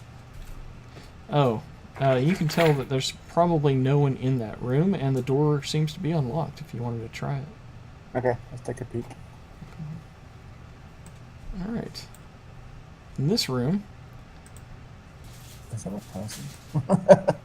That was my first thought too. this room smells of powder and fine perfume.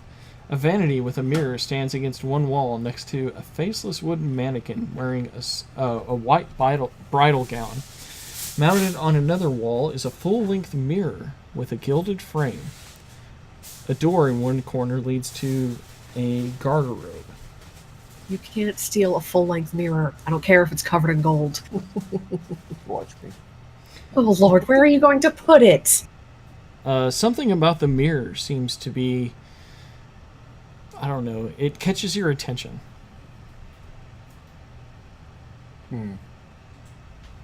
Does it move? No, but when you look into it, you get the sense that maybe the eyes looking back at you aren't quite your own. That's creepy. Okay. Jeeves, don't stare into that for too long. Yeah, I think I'll move on. All right. There are two other doors in this room that lead to places you haven't been yet. Yeah, I'm gonna take the left, the northwest. It appears just to be a small closet. It's like a party.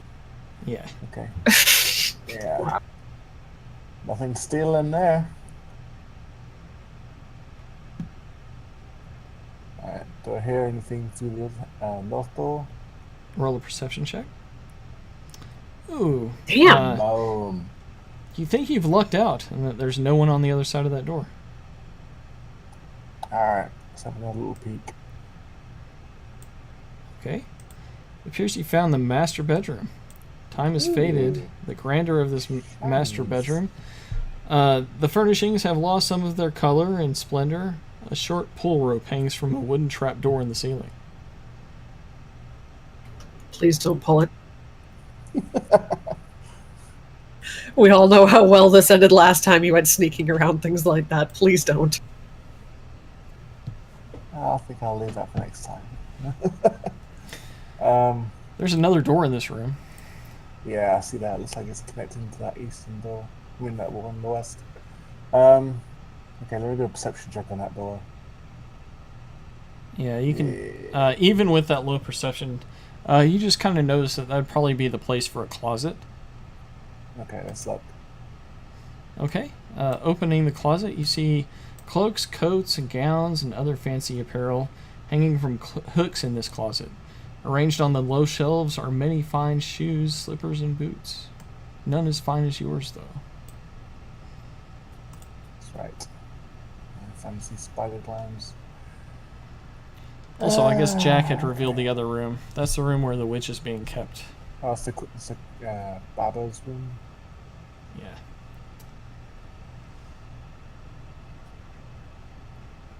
Okay, so nothing really except the mirror that stands out. Correct. What is that entrance on the left of on the west wall of the bedroom? Is that a window? I don't know. It looks like a window with drapes in front of it. Yeah. Describe it again. On the master bedroom on the west wall. Oh yeah, it's a window. Okay, okay. Just leads to outside. Alright.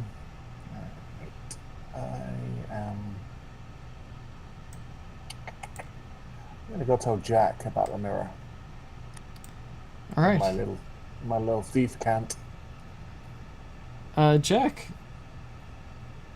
you there? Yes. Mr. Jeeves is telling you in Thieves' Can't code that there is a weird mirror. It's a curious mirror. How curious. There's something magical about it. All right, I'll you stay here with the witch. Actually, no, that's a bad idea. You come with me. Let's go look at the mirror.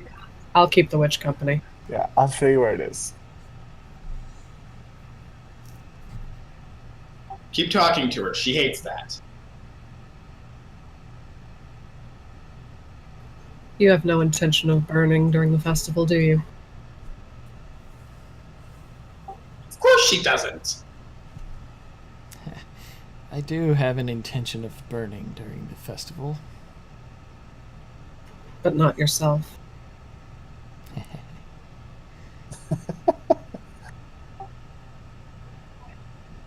Who is it you're aiming to kill? Everyone.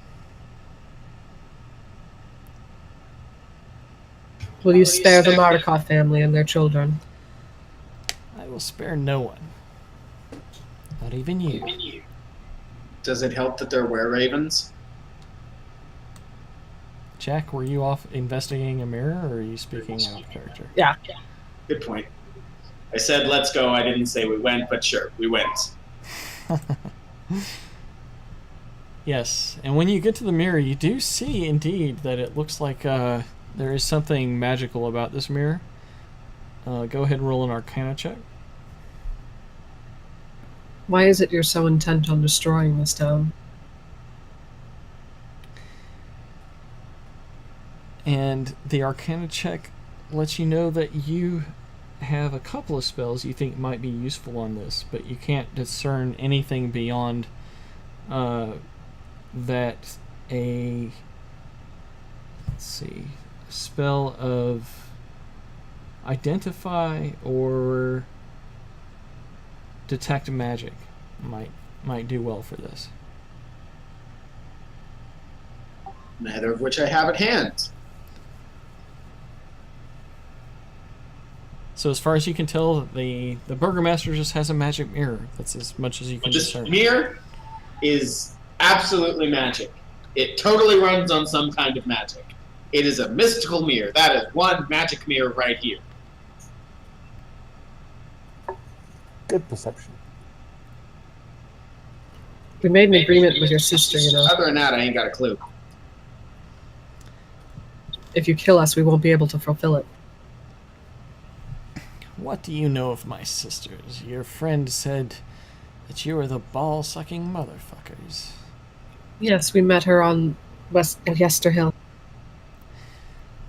Well, I think that my other sister is the one that dubbed you the ball-sucking motherfuckers. You're the ones that attacked her in the windmill. She left us very little choice. You will pay for your actions. This entire town will. What has this town done to you? Protect us.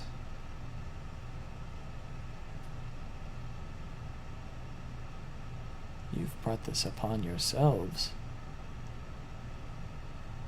You know we'll try to stop you. You will try.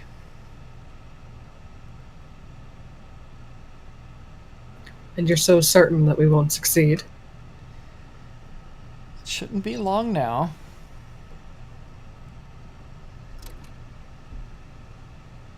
Is everybody out of earshot? Let's see. Elias, where would you be decoding your tomb at? Would it be downstairs in the study? Probably the place we usually sit at. Okay. So you're downstairs then. Jack and Jeeves are looking at the mirror, and you're not sure about the denizens of the house where the burgomaster went. So yeah, you think you're probably out of earshot. You think that maybe if you weren't, she wouldn't even be saying the stuff that she is. Alright. I have an arrangement with Strahd. If you kill me, I won't be able to fulfill it. I don't think he'll be too happy with that situation. Strahd's happiness has never been of my concern, that bastard.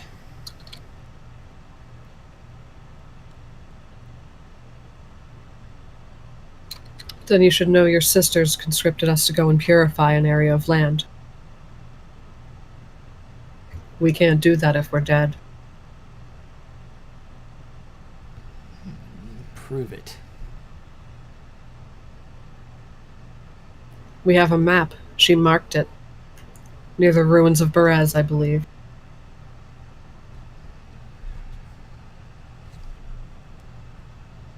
You hear a long pause beyond the door.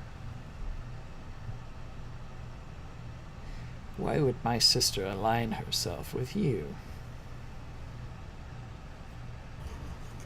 Maybe because we didn't attack her on sight, and what I'm saying is true. Your other sister left us no choice. You attacked her. She had done nothing to provoke you. She was eating children from the village. We were told to go save them. Do you do everything you're told? Hardly. But in this instance, we were in the middle of an adventure anyway, and we were passing by the windmill. We happened to stop. It was an unfortunate circumstance. It's unfortunate circumstance that you're in this village, as you're all about to die.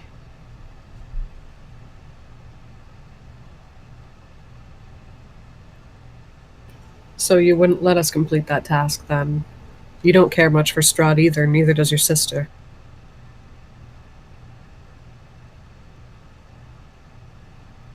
Give me the proof. Show me the map.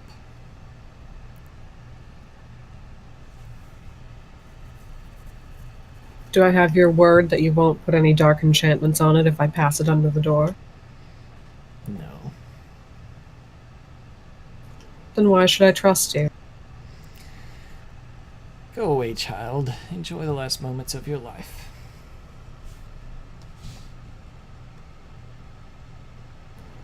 She rolls her eyes and heads off to find Jeeves.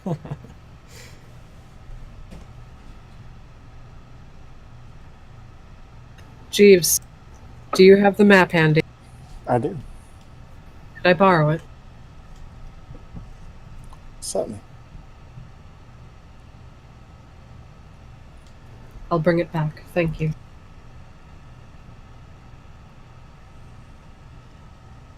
And she brings it back and slides it carefully under the door. As soon as just the tiniest bit of the map enters underneath the door, you feel it snatched through real quickly. And then you hear it uncrumpled, unrolled, and she says, "Well, Now do you believe me? how disappointing. Carmilla, Why is that? Carmilla will certainly be disappointed that she can't have her fun." And that's where we'll stop for the night. For real this time. Oh, Lord. Third time's the charm. All right, until next week. Thanks, Mike. Yay. Alright. Good night, guys. Bye, Logan. No. Later. I'm out too, guys. Getting Yeah, late. same Bye, here. Brent. Night. Late. Bye, Mark.